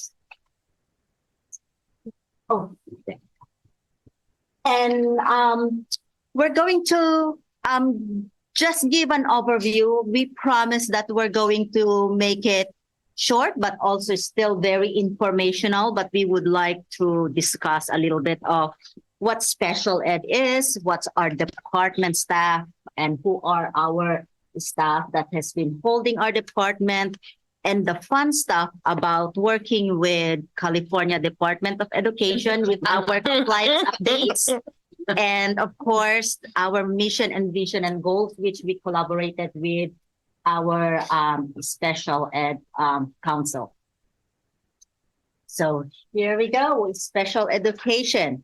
So I would like to cite from our Individuals Disabilities Education Act, famously known as IDA, that special education means specifically designed instruction.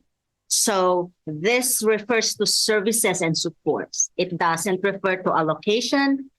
Special ed is not people.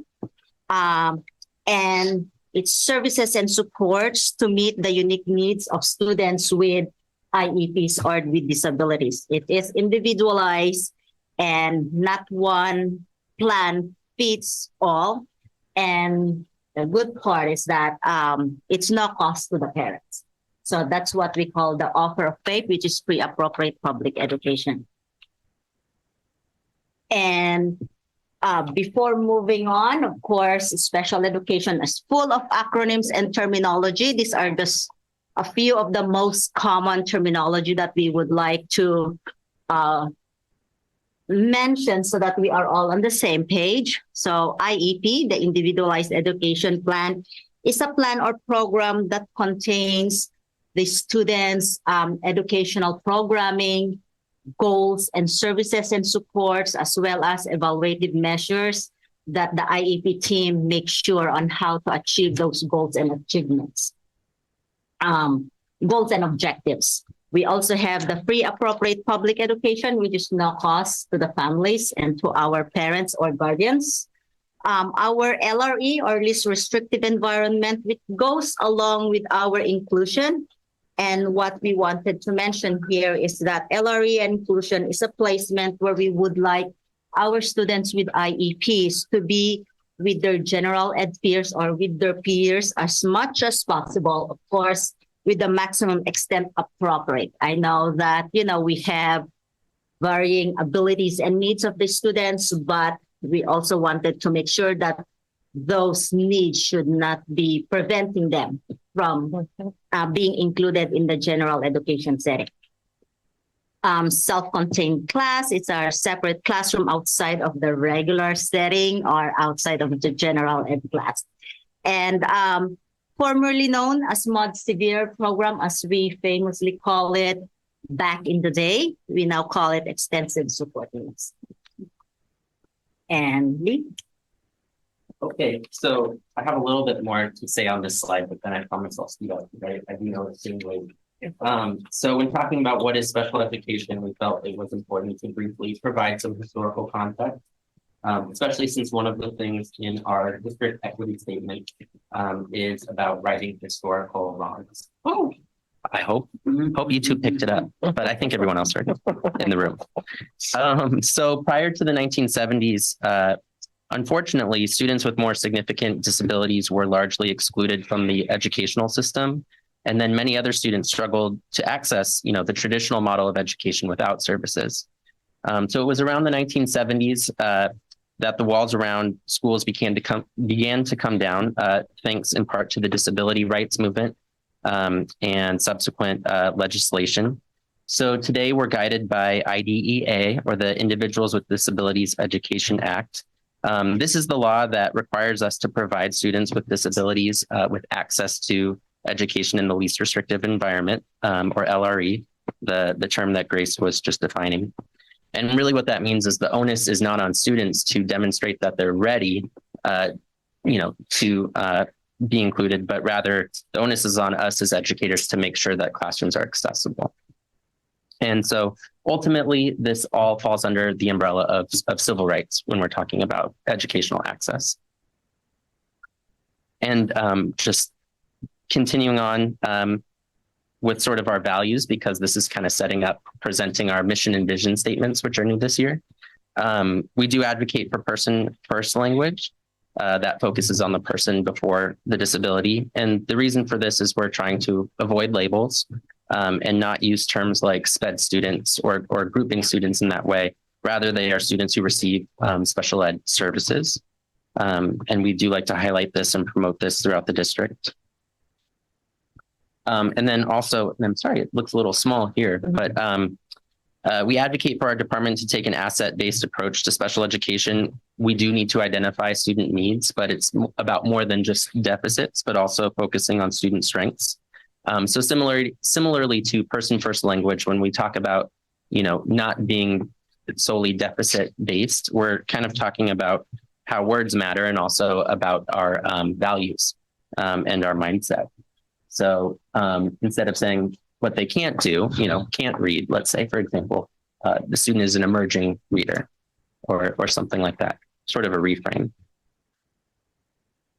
Okay, so now we're kind of getting into an overview of our department. And so for returning board members, this is very similar to last year. But we do have these three basic types of programs in our district, our programs that serve students with mild to moderate support needs, and then our specialized programs that serve students with extensive support needs, as well as our therapeutic programs. This is where these programs are housed in the district. So the therapeutic programs are housed at Terra Nova and Westmore. All of our high schools have mild to moderate support needs programs, except for adult education, which serves graduates from our high schools who have received services in our extensive support needs program. And next year, we're opening a new life skills program or extensive support needs program on the Jefferson High School campus because of enrollment need. And also we want to make sure that students who live in Daly City have access to these programs in Daly City. So this is our current enrollment. So you can take a quick look at that. And on the next slide, you can see general trends for what we project next year.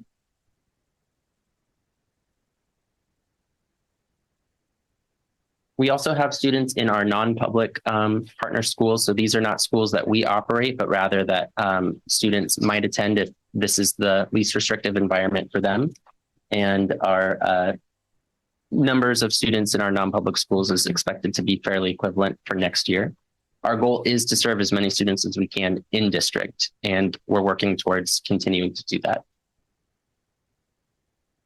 A brief little overview of our staff, our staffing projections for next year.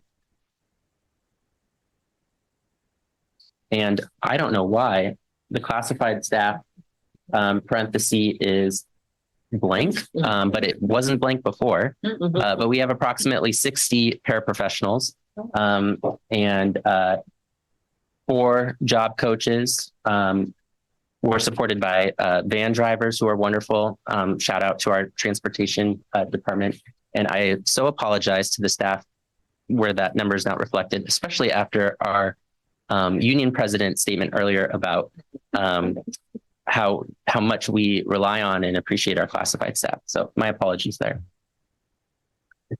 Next, we would just want to highlight our district team, kind of speaking to what Trustee Salahuddin had said earlier, highlighting some positives. So we're really grateful for our lead psychologist and our program specialist rounding out the team here at the district office with me and Grace, as well as our administrative assistant, who's wonderful, and our SACE coordinator, who continues to support our case managers with, following all the laws and maintaining timelines. That can be a lot for our case managers, and they do a wonderful job supporting everyone. And one other highlight we want to share is just how successful our partnership with GeoVision has been. So we were able to sunset a lot of our agency contracts. As we all know, agency hires can be a lot more expensive. So we've hired paraprofessionals from overseas to come and work in our classrooms for 12 to 18 months. They are district hires, and you can see up here some of the countries that our paraprofessionals have come from. It's been really amazing, and we've heard really great feedback. So we're excited to continue that partnership. And now I'm going to turn it back to Grace to talk about compliance. All right, the fun stuff. I promise I'll make it as quickly as possible. So what are we working on with CDE? So just looking at all this compliance monitoring. So just to kind of simplify it, well, that's really under, but because there's a lot of work to be done in that. But we got this monitoring because we get the annual determination letter every year, annual. So the CDE is required to make this annual determination on the performance of each LEA, just like our school district. So the CDA reviews us with our compliance, with our disproportionality and performance data related to the IDA requirements. So every year, Superintendent Presta gets a report from CDE, and it can be good news and bad news. So so just going back from last year, 2023 annual determination, our school district is under targeted level 3. And that's usually what CDE gives us for the monitoring tier, or what they call their differentiated monitoring level. And that is better than the previous year. So last year, we were doing compliance and improvement monitoring, or SIM, for our returning board members. Maybe that's an acronym that is similar. So we were doing, I get good on that, with all the activities that our Deputy Superintendent of Ed Services has been supporting us with this. So we started doing our progress report. We know that there are some activities that we are still going to, that needs improvement, like our SST processes and all that. So we know that. So we did completed our 2 progress report. Now, when Superintendent Prescott got the 2024 annual determination letter, unfortunately, our school district has gone back to intensive level. So how it works with our their monitoring level is that started with universal, and then it goes to targeted. So that was where we are last year, and then it goes to intensive. So this year we are back to intensive.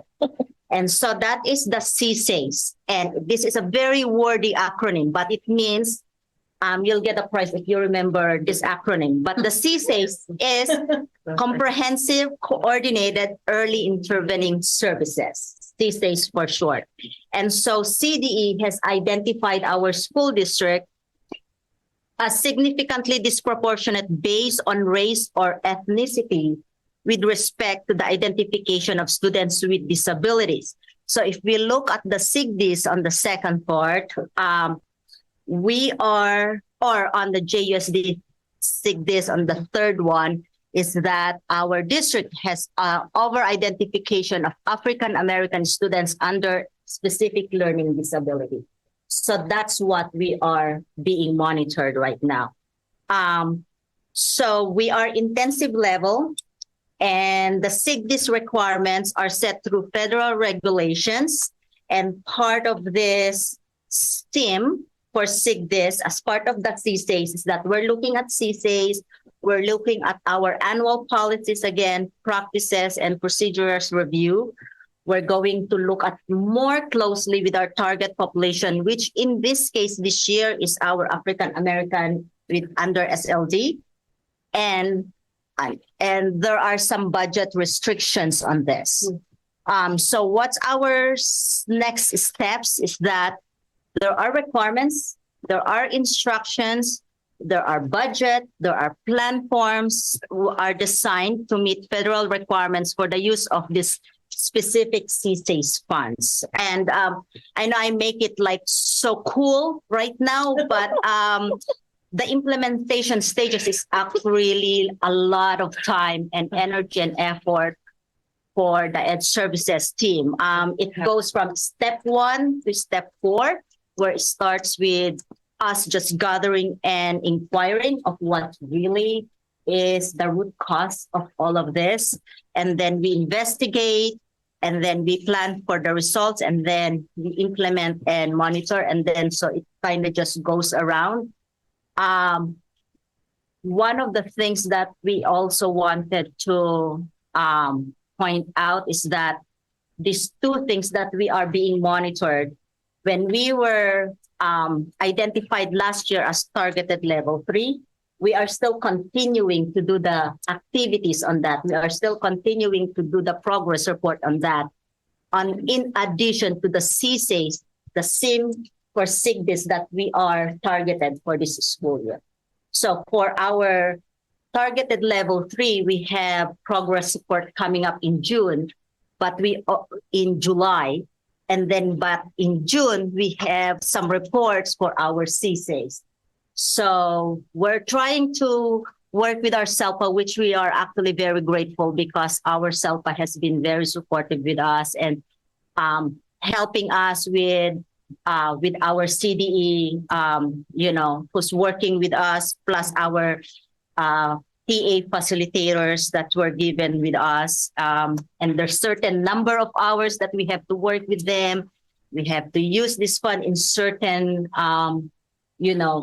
time period. I know Lee and I just, follow what our Deputy Superintendent of Ed Services have to say, but, I know a lot of work is coming from her, and we're just very grateful that she's part of all of this monitoring, this compliance and improvement monitoring that we go through in CDE. See how fun that was. Okay. And because of this, not because of this, in also, so when we were looking at all what's happening with the improvements and also areas that Lee and I would like to improve in our department, is that we look at our mission and vision and goals. We wanted to make sure that it's not a top-down kind of like the two of us are just going to be looking at what we would like our communication directors to put up in our website and be done with it. But we really went through a process and also presented this during our special ed curriculum meetings. So we did the development. Thank you. And then the implementation we have and updated our website and gave it to our communications of directors so that, our families would be able to see, not just our families, but our district, our families, our community would be able to see what we are working on. Mission, what we just focus is that we look at also our district equity statement, and we kind of wanted to make sure that we have the same vision and we're following what the district's leadership is. So we focused on equitable access, we focus on student-centered IEPs, and with all the students' diverse learning needs, and that we will provide or we will promote the creation of quality learning environments that support the students to be successful. And the vision is same thing, just like what Lee said, we look at asset-based view of ability and support so that we can develop self-determined learners and students. And the goals is that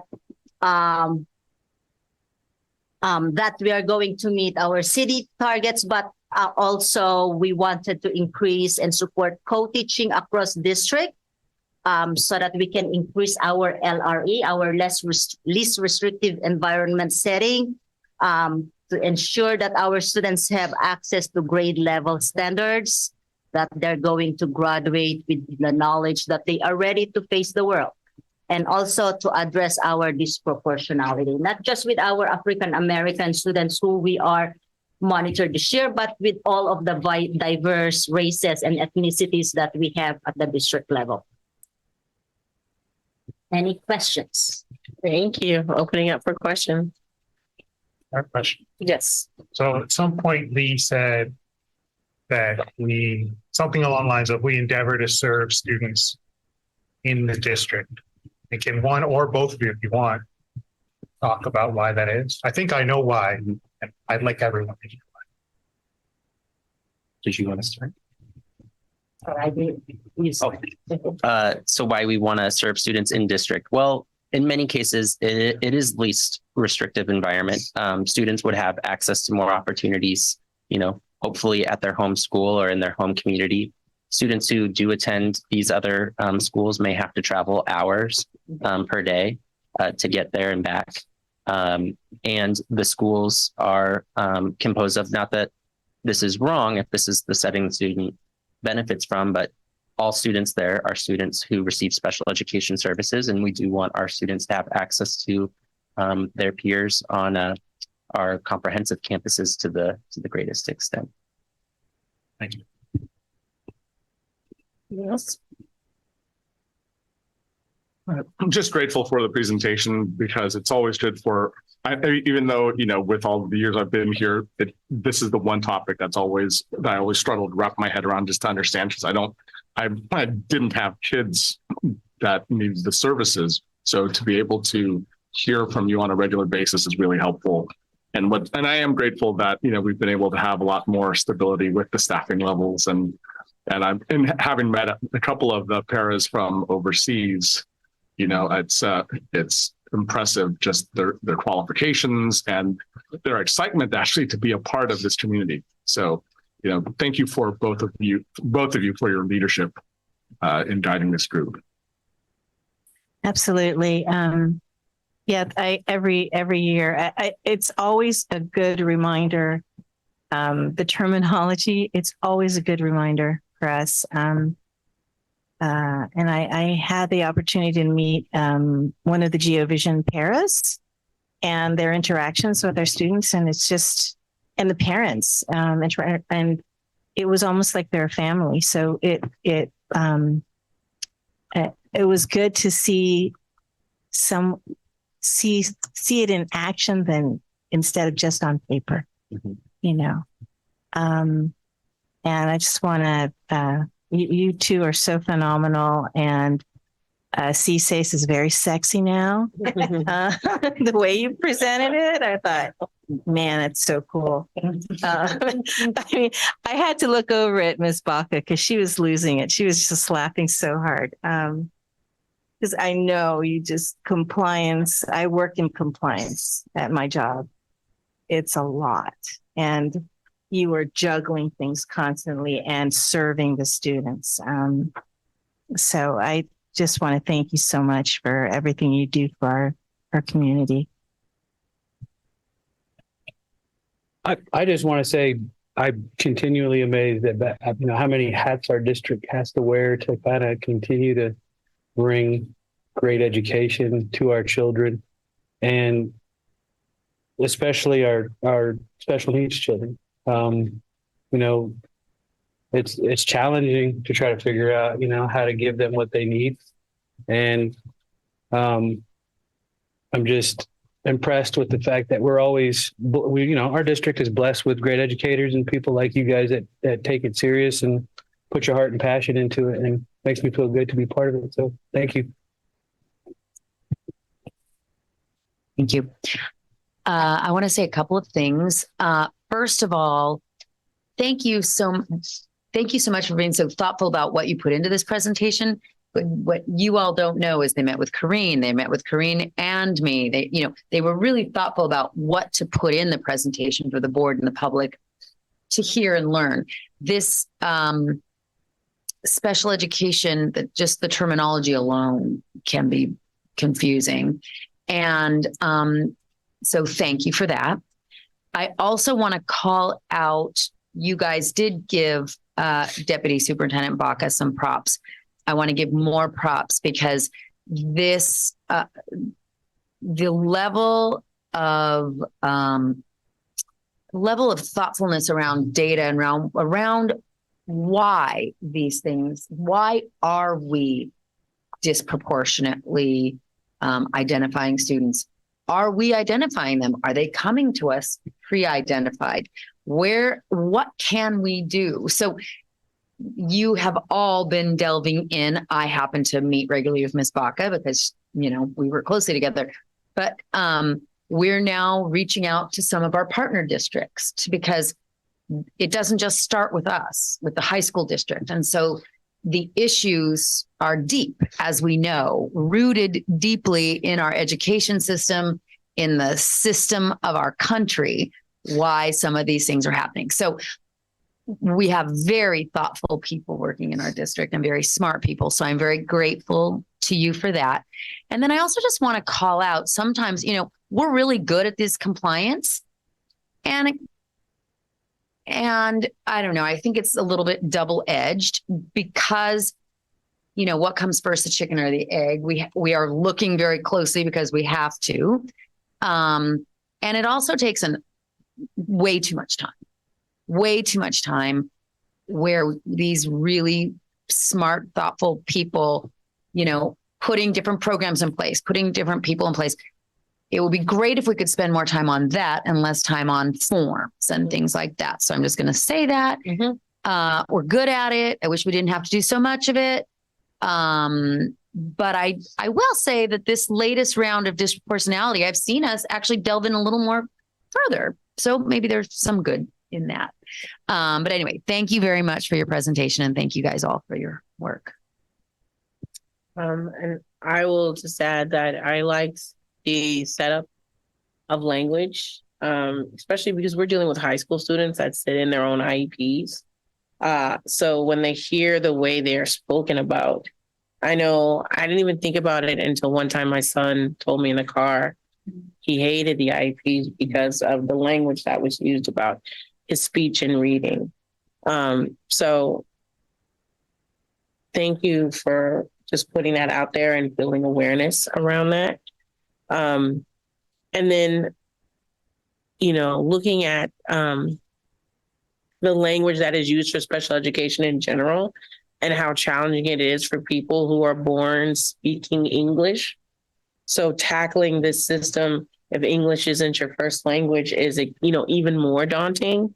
And so I'm happy that we do have paras that are seemingly bilingual or multilingual, but I'm hoping, and I don't know if you guys can talk a little bit about what you do for parents in our system where English is not the language that is spoken at home, predominantly spoken.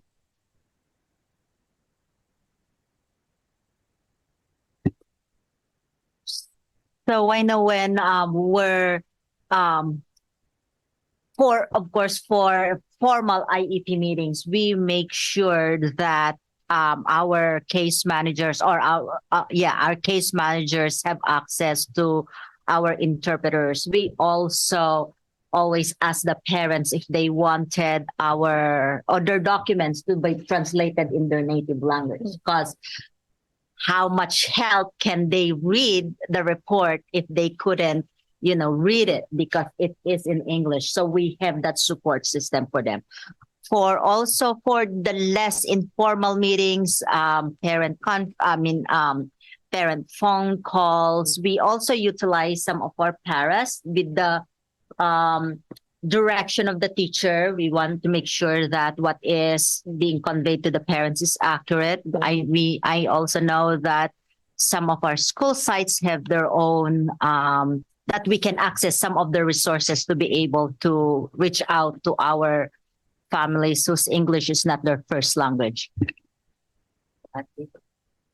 I don't have much to add. I would reiterate what Grace shared, and it's a good reminder because it's so easy for us to slip into sort of the lingo and the acronyms. And in meetings, I think it's just important for all of us, myself included, to be mindful of that and, use accessible terminology and not just the interpretation in the meeting and the translation of documents, but just making sure that parents feel comfortable and parents and guardians are able to access all aspects of the meeting. Thank you. And then I had the same line of thinking. I know we talked about this before about the disproportionate targeting. And I know that it may be an issue of students coming into our district already with that already placed. And so I just bring it up because I feel like that problem may get worse as the economy continues to decline. And a lot of our feeder districts are extremely underfunded, and support in this area tends to go first. So I just put that out there, that this may be, and I don't know how to support our elementary feeders in that area.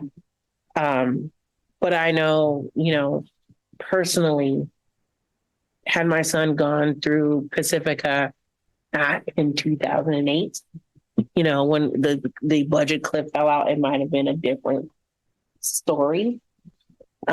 So yeah, this may be an ongoing struggle. And then on the other side of it,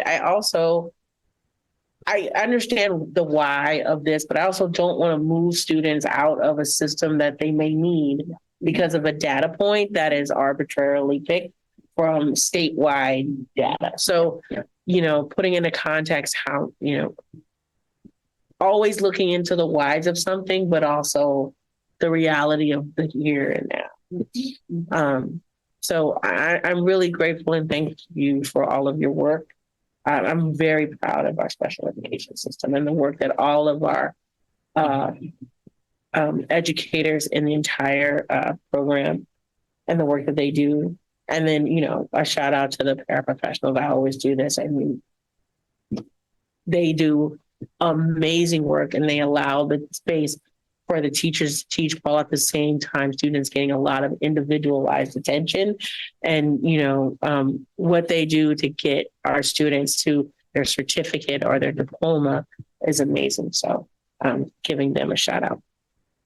I don't know if there's anything else.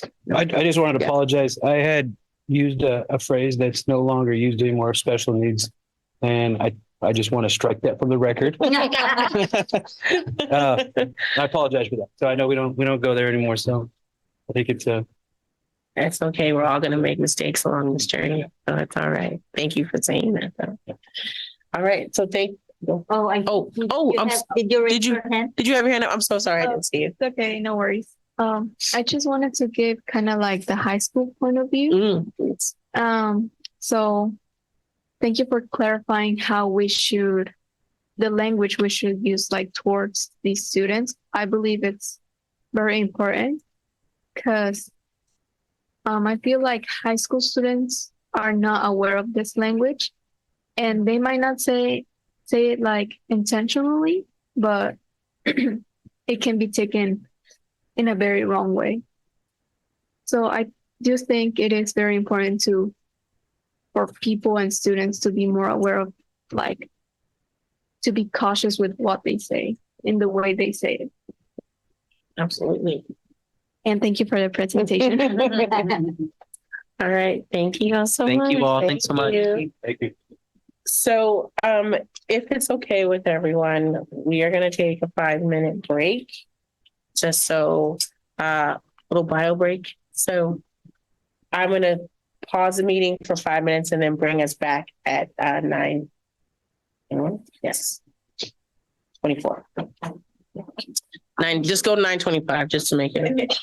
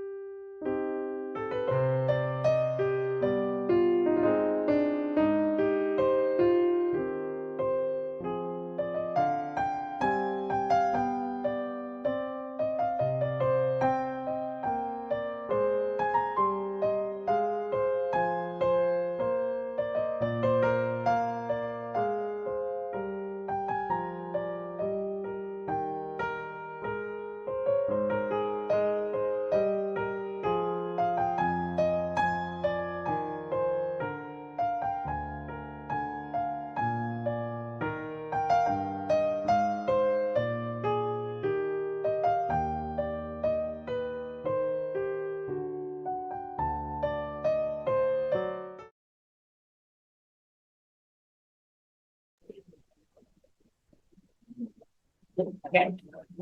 All right, thank you. Gonna come back, moving on in our agenda. Next item is human resources board policy update 4118.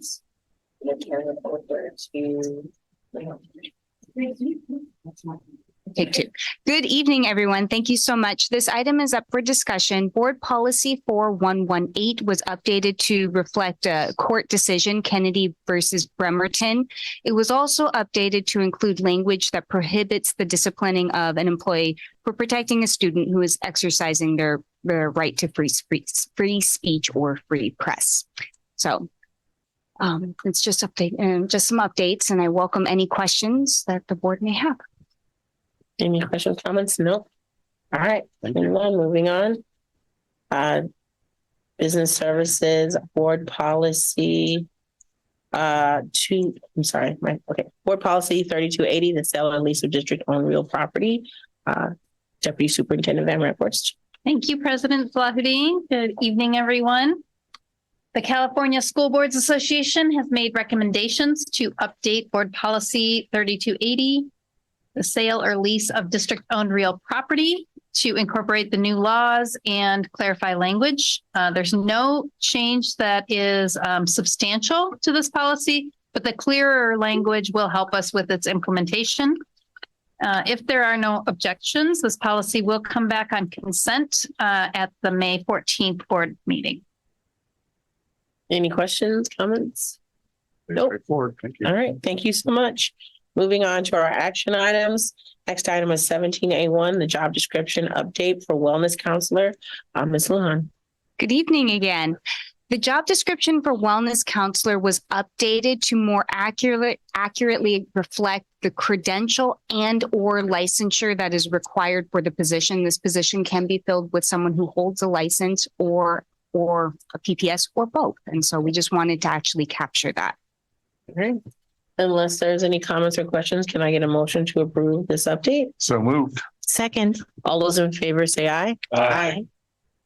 Thank you. Next, moving on to job description, another job description update. School social worker, Ms. Lujan. Hello. The school social worker job description was updated for the exact same reason. Both of them had the same error with regard to credential or licensure or both. So we're capturing the same correction on this job description as well. All right. Unless there's any questions or comments, can I get a motion to also approve this update for school social worker? So moved. Second. All those in favor say aye. Aye. All right, the next item on the agenda is, I believe, a new job description, the teaching artist, art and music expert. Ms. Lujan again. Yes, thank you. This is a new job description, the teaching artist and / art and music expert. It is a classified position that would be funded with Prop 28 funds due to the expansion of arts and music in our schools. We believe that adding this job description will allow us to more actively and easily recruit experts in the field who may not hold a credential, who can then work with our students. They would work under the supervision of a credentialed teacher. Perfect. Excited to do this. Unless there are any questions or comments, can I get a motion to approve the new job description for a teaching artist / art and music expert? So moved. Second. Did you get which one? Okay. All in favor? Aye. All right, and next, we're having a public hearing in action. This is the sunshining of our JUHSD Teamsters 856 contract negotiations proposals for the 2024 through 2027 school years. Ms. Lujan. Thank you. This evening, we are bringing forward the sunshine agreements for Teamsters as well as JUHSD. This is really just an opportunity to share with the public which articles we'd like to open should the public want to comment on the articles that we will be negotiating. Our intention would be to begin negotiations beginning next week. Perfect. All right, I will go ahead and open the public hearing. Public hearing is open. Any comments? Seeing that there is none, I will close the public hearing and go ahead and call for a motion to adopt the sunshine contracts. Second. All those in favor say aye. Aye. Thank you. Great. Thank you so much.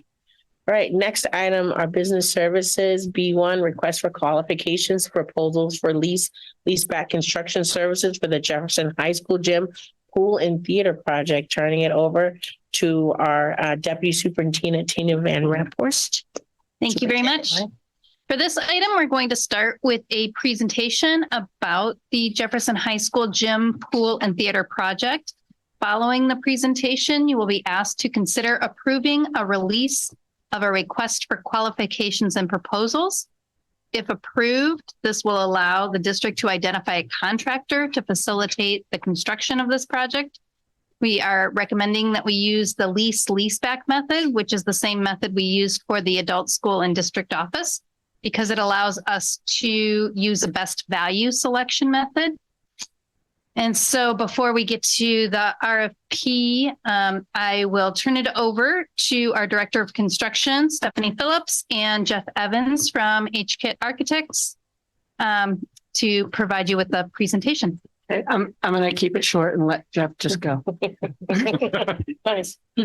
Welcome, Jeff. And I will strive to do the same. I'm just really happy and pleased to be here to share with you a little bit more about this really exciting transformative project for Jefferson High School.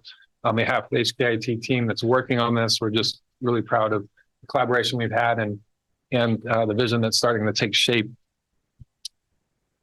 We're going to talk a little bit about where we are in the schedule, just go over the plans and site plans again, and then talk about some of the design goals and then see some of the wonderful pictures that are a part of your handout. So we are in the latter part of schematic design. We just crossed the 50% schematic design threshold a week or two ago. And so what this means loosely is that we have the size of the building, we have the rooms that are in it, we know where those are located, we know where it's located on the site, but we are still have opportunity to collaborate with staff, with the district around things like what goes on in those spaces, how the individual spaces are laid out, colors and materials, those kinds of things. And so again, we have sort of have the bigger vision for the building and the systems of the building, and now we're zooming in. So in brief, we look at an aerial here, and I move the cursor to show. Yes, I do. So as we know, the proposed project is to remove and replace the existing gym and pool building with a new gym, and then an outdoor pool with a sport court in between. And then additionally, we're going to talk a little bit about the addition to the stage as well. We see here the main level plan. And so this is at the level of the circle. And in here, we come into the lobby space and we have the classrooms located on the north side. So we have windows. We have the locker rooms in the core. And just as a reminder, we have locker rooms, but we also have gender neutral locker spaces that are in addition to and separate from the larger locker rooms. And then we have our team rooms. And so again, this is not in the basement. This is kind of at grade. And then we go upstairs. So there are 4 different stairs. We go upstairs to get to the main gym. We're targeting a 1,200 seat capacity for this main gym. We also have concession spaces there. One of the things I want to highlight is that with an outdoor stair on this side and the doors on both the north and south, should it be selected, we have the ability to have separate ingress and egress for home and visitors. And then we go down to the, this is also at grade at the sport court, but we have the fitness room that has some garage doors that we'll see in a minute that open up to the sport court. And then all of this is sort of continuous at the same level to the pool. And so the sport court has the ability to be overflow for the pool deck. And then we also have wet locker rooms here. So students can rinse off following swim lessons in class. The pool itself, again, this is one of the things that we're still sort of developing exactly how the lanes are going to lay out. And we look forward to having those conversations. Similarly, you'll see some striping on the sport courts, both inside and outside. Still going to collaborate with the school about which sports we need reflected there. So as we look at the Jefferson High School campus, there is a palette of both materials and colors that are on the newer buildings that are along Mission, and then also that arch as it turns back around to the administrative area. And the new building is designed to be complementary to and fit in this sort of front face of the school as it faces Mission. That said, you know, brick and stucco might be a little boring, and this is a gym. This is about athletics. This is about school spirit. And so it's as important to reflect the colors, the spirit of the school, blue and gold, and then to be this civic and institutional building for the school. One of the other things we're very aware of, one is that on a positive side, the existing gym does have some windows, which makes a nice bright space, and we're trying to continue that. But we have a basement, and a lot of the rooms are in the basement that may have one window, but it's kind of way up at the top. And so it's they don't get to open it. They don't get fresh air. Some of the classrooms at the front, the blinds are always drawn because, you know, it opens right out onto the circle. And so we're being mindful of providing quality daylight and fresh air. And then through the district's leadership, this is a project that is starting or is targeting LEED certification. And so this will drive our design as well. Without further ado, sorry. Oh, thank you.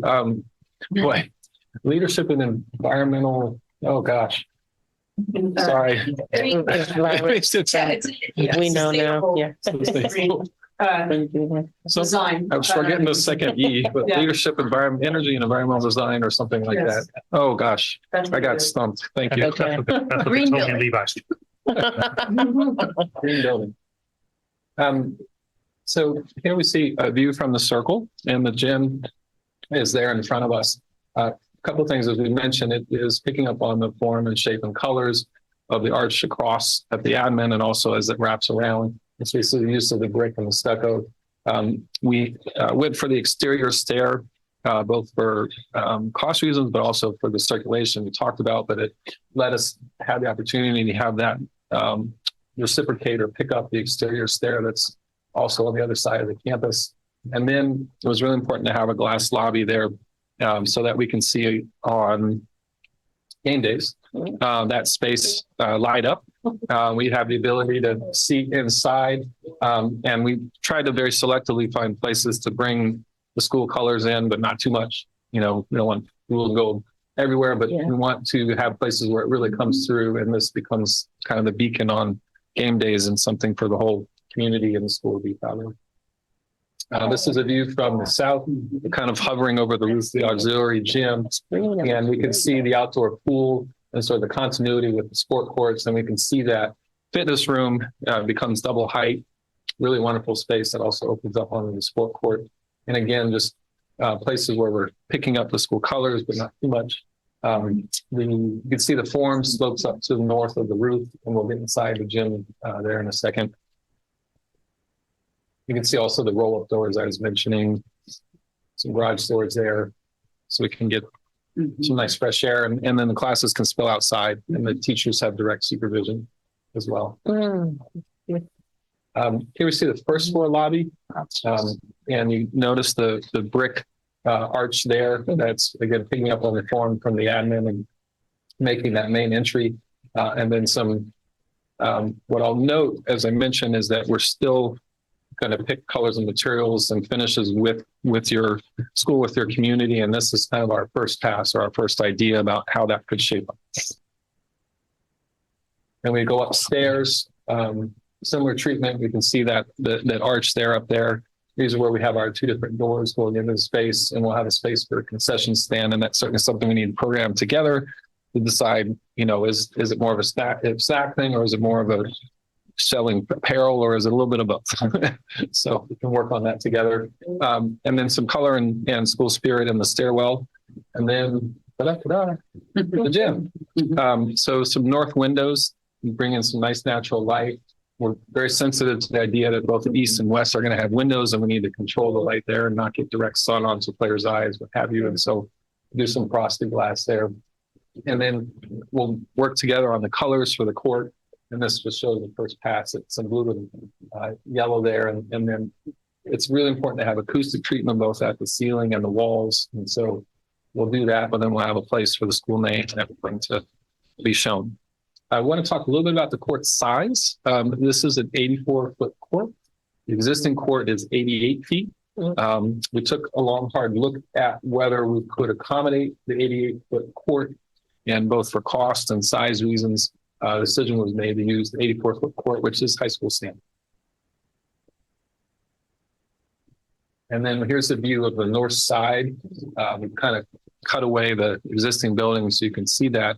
And one of the nice things is that both our dance and our classroom will have windows. You know, we need to work, as I mentioned, with the teachers about do we want these to be high windows because we still want to use that wall for a bar and mirrors, or do we want to have these come down and use the other walls for bar and mirrors? And so this is something we work through on other dance rooms we've designed. And so this is a starter.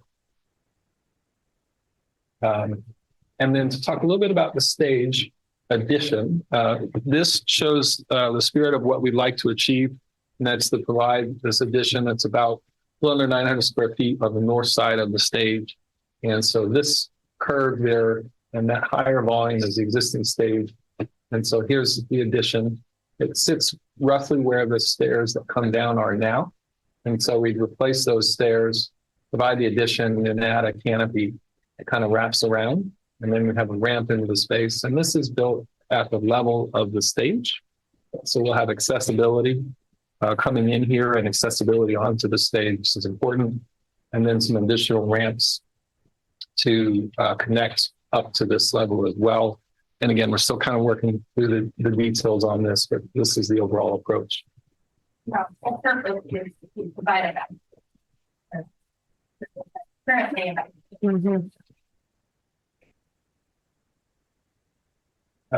as I mentioned, there is lots of upcoming engagement to fine tune the details, and we look forward to that conversation. Okay. Some questions? All right, thank you so much. Opening up for any questions, comments? Yes. Yeah, why? I had to take notes because then I forget. No problem. Okay, so first of all, when I first saw the presentation, I was like, no way. That's gonna be Jefferson. I'm just upset. I'm not gonna be there. But I'm very happy for future Jeff students. They're gonna enjoy it. Yeah. So I love how the outside concept matches the school. So it won't look odd. It won't look like just a random building. It's like part of the school. And I love all the natural light. I think it would like really open up the space and it would look very good when other schools come to this school. Yeah. Also the backstage for the theater, I believe it is very important because I've been in one of the Mission Fusion shows and it's a mess. It's like there's not enough space and girls and dancers don't have a nice place with space where they can change. So it's kind of like they're in a rush. They're going up and down the stairs. So I think the ramp is gonna be like very effective. And I'm just upset, but I'm amazed. I love the plan. And I also love that you guys are talking to teachers to kind of like adapt to their class. Like the garage was a great idea to have students outside and inside. Like if it's a beautiful day, not that normal in Daly City, then they should enjoy the sunlight. So I love the design. And I'm sure I'll come visit when I'm in college. I'm sure I'll come visit. Anyone else? I'm not gonna lie, I'm gonna miss the old gym. Spent a lot of time in that old gym, but this is long overdue for sure. Beautiful first pass at this, and I can only imagine it's gonna get a lot better. So looking forward to seeing it. And can't wait to get it underway. One question though. The basement downstairs is locker rooms right now, right? Underneath the gym. Yes. What are you doing with that area down there? Essentially, it will be filled because we're going to bring the level of the circle kind of all the way back. And then we are going to step down a floor to have that fitness room down. But then that area essentially graded out. Yeah. Okay. I'm just stunned, honestly. I mean, that old gym had its day for over 100 years. And this is a building that's for the next 100 years. I mean, this is, our students really do deserve the best facility we can give them. And that's what this is.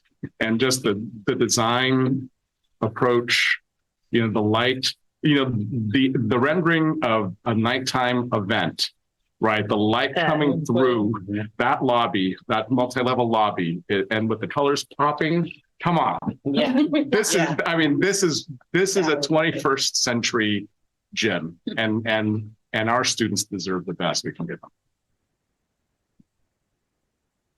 So Mr. Walker and I were part of this subcommittee, and we spent a lot of time on the phone. We spent a lot of time on Zoom, in person. I'm gonna miss that old gym. But people beforehand probably said when the new gym was built, said, I'm gonna miss that old barn. I mean, it's what is the future? So having gone to Jefferson, I always felt like we never had nice things.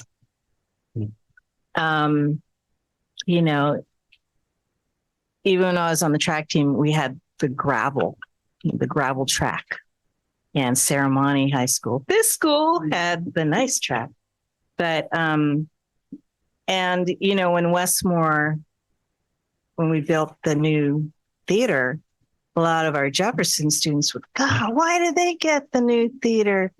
Well, this is going to be, why do they get the new gym? I'm just so glad we're able to provide this. I think the collaboration, the teamwork that we all had was amazing. I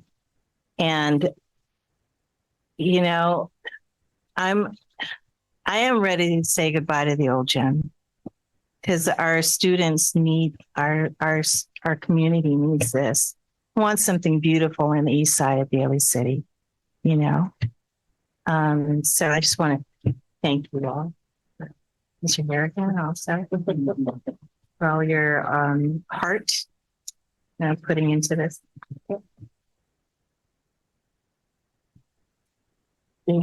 I just want to say it's been great being part of the process, not necessarily having all kinds of original ideas, but just being there and seeing stakeholders, working with the architects, seeing Ms. Phillips go to work, been a great experience.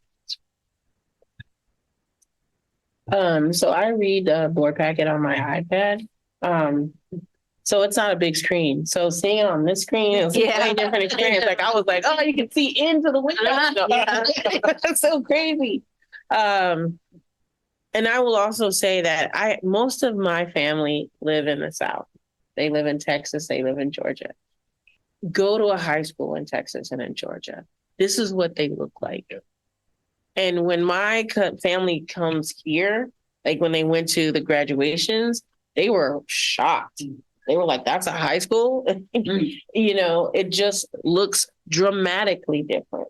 And so I'm glad, when I see all the updates, like when I went through Westmore and looked at the updated buildings and the theater, I was like, this is what my family members have in Texas this year. And now, once again, like if you looked at this looks like a school district when I visit my family, a school when I visit my family in Texas. This is what they look like, especially the nighttime view and then the view of like the concession stand. And so like when I walk in their schools, I feel like I'm at a Warriors game or something like, wow. And so the same thing, like having the mascot painted, the way it's painted, the way it flows with the colors and the scheme where it's not too much, but it's still, you still feel that school spirit. And it doesn't look like we plopped a brand new building in front of, a school that does have older buildings, and totally changes the face from the street. And I agree with you, I go to away games, and you hear students say when you go to away games, like, look at the other campuses and then look at when they come to here. And I don't want students to feel embarrassed to have people come to home games. And, I'm sorry, I'm just calmed down a little bit too. I'm like a little upset. Like, I was like, oh no, we're going to miss all of this. But also bathrooms. I mean, anytime you had any event in that gym, that one bathroom was a little horrific, like to have real everything in there. Like, this is what our students and our community deserve. So I'm super excited about this. If it's anything as close to what I've seen when it's not even finished of our district office and new adult school, like you just do such quality work. And I'm very grateful for you and the vision. Like, taking the spirit of our district and then putting it in a building is amazing. So thank you so much. Thank you. So a few different things. First, I want to say, when I became superintendent a few years ago, 4 years ago, I think it was the swim coach he was in my ear about the pool. And so I want to thank that swim coach, because that was a lot of why I started harping on this, because why it became, not harping, I shouldn't say, why it became one of my big goals was to see a new gym and pool at Jefferson. It felt like a glaring, in our face equity issue that all of our other schools had pools that you could swim in that were not janky. I don't know another way to put it. So it felt like a really glaring equity issue. As Trustee Tejada said, why can't Jefferson have that nice stuff? We want our students at Jefferson to feel pride. And this is, it's beautiful. Mm-hmm. So that makes me really, really happy. I also want to thank Director Phillips and Jeff. I can't think of your last name right now. Evans. Thank you, Mr. Evans, for the really hard work that you did. Because after the team worked on it, then we started meeting on some of the drawings, and they went back to the drawing board a few times and really listened with Mr. Harrigan, really listened to some of our input and kept coming back, making it better and better and better. And so I really feel very proud of what you've designed. I think it's going to be really, really beautiful. I just want you to build it tomorrow. I think thank you. Yes. One more thing I would just like to add is I meant to thank the voters. Yeah. This is Measure Z funds 2020 that will make this possible. Mm-hmm. So a big thank you to the voters. To our community for continued support. Mm-hmm. Yes. Okay. So on this item, can I get a motion to approve the proposed request for qualifications to proposals for the lease back construction service? Second. All those in favor say aye. Aye. All right. Thank you. The next item on the agenda is the public hearing and action for resolution number 2022-24/12 to seek a waiver of certain ed code requirements for the State Board of Education in relation to surplus property. Ms. Van Rampers. Thank you very much. In October of 2021, the board took action to declare the property here at 699 Ceremony Boulevard as surplus. The resolution before you allows the district to request a waiver from the State Board of Education so that we can put ourselves in the best position to solicit bids for developers. The State Board of Education already approved this waiver, but it expired at the end of March. And so this resolution, following a public hearing, if you approve it, it will allow us to seek that extension. Okay, great. So public hearing is open, waiting for comments.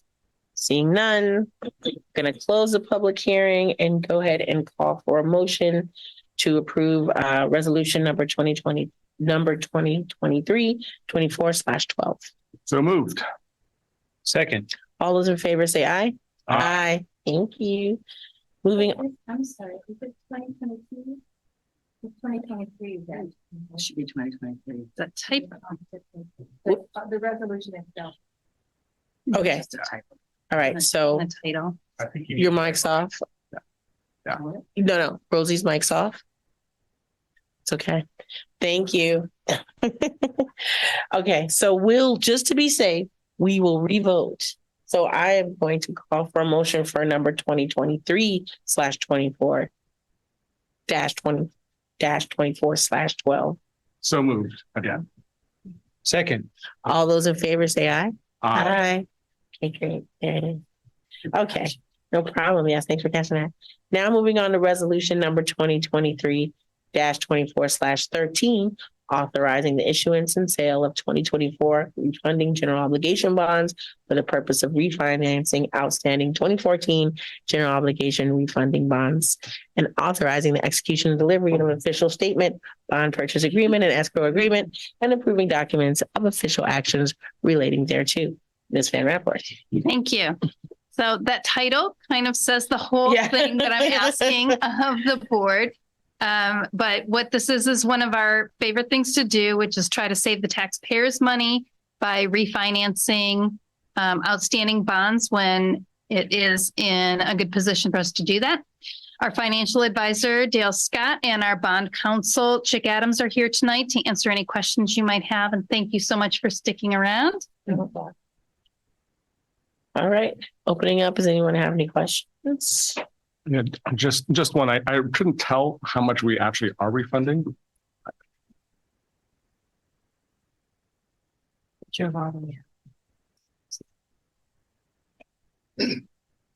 The refinancing is for roughly $16 million. The savings is for will be roughly $1.6 million. Great, thank you. Do you know how much that would be roughly per household or property? The savings will be in the form of reducing the term of the loan rather than lowering. Got it. That's nice. Okay. Thank you. That's Any other questions? No. All right. Can I get a motion to approve? Sorry, it's gonna scroll down. Resolution number 2023-24/13. So moved. Second. All those in favor say aye. Aye. Thank you. All right. Moving on to the next item, intent to convey a public utility easement to PG&E, resolution 2023-24/14. Ms. Van Rapport. Thank you. This resolution will allow us to secure electricity service to the adult education and district office development. This is the first step, is to declare our intent to secure or to convey an easement. And then at the next meeting, we would actually hold the public hearing and formally grant the easement to PG&E. Any questions? No. Can I get a motion to approve the resolution? Second. All those in favor say aye. Aye. Okay. Moving on to consideration of future agenda items. Anyone have anything they want to add to a future agenda? No, I think we may have discussed it all tonight. The student trustee presentations are those type of things that we might consider in the future. Yes. So if you want to discuss anything more, or one of the great places and where I always take this is that we have our LCAP budget work study. And that's a great place to discuss folding something in because we're discussing the budget and the LCAP. Sorry, I Good to me. didn't the question. I apologize. I thought meeting's over. Yes. Well, we answered it. Yeah, but it was more like for the student trustees presentation, where can we bring those items back? And I was saying one good place to bring it back into the LCAP and budget work study to discuss them further. All right, any other items? Nope. All right, moving on to adjournment. Can I get a motion to adjourn? So moved. Wait, do we need to go back to close? Yeah. Okay, so we're gonna adjourn open session and go back to closed session. All those in favor say aye. Aye. Thank you. Public session is now closed.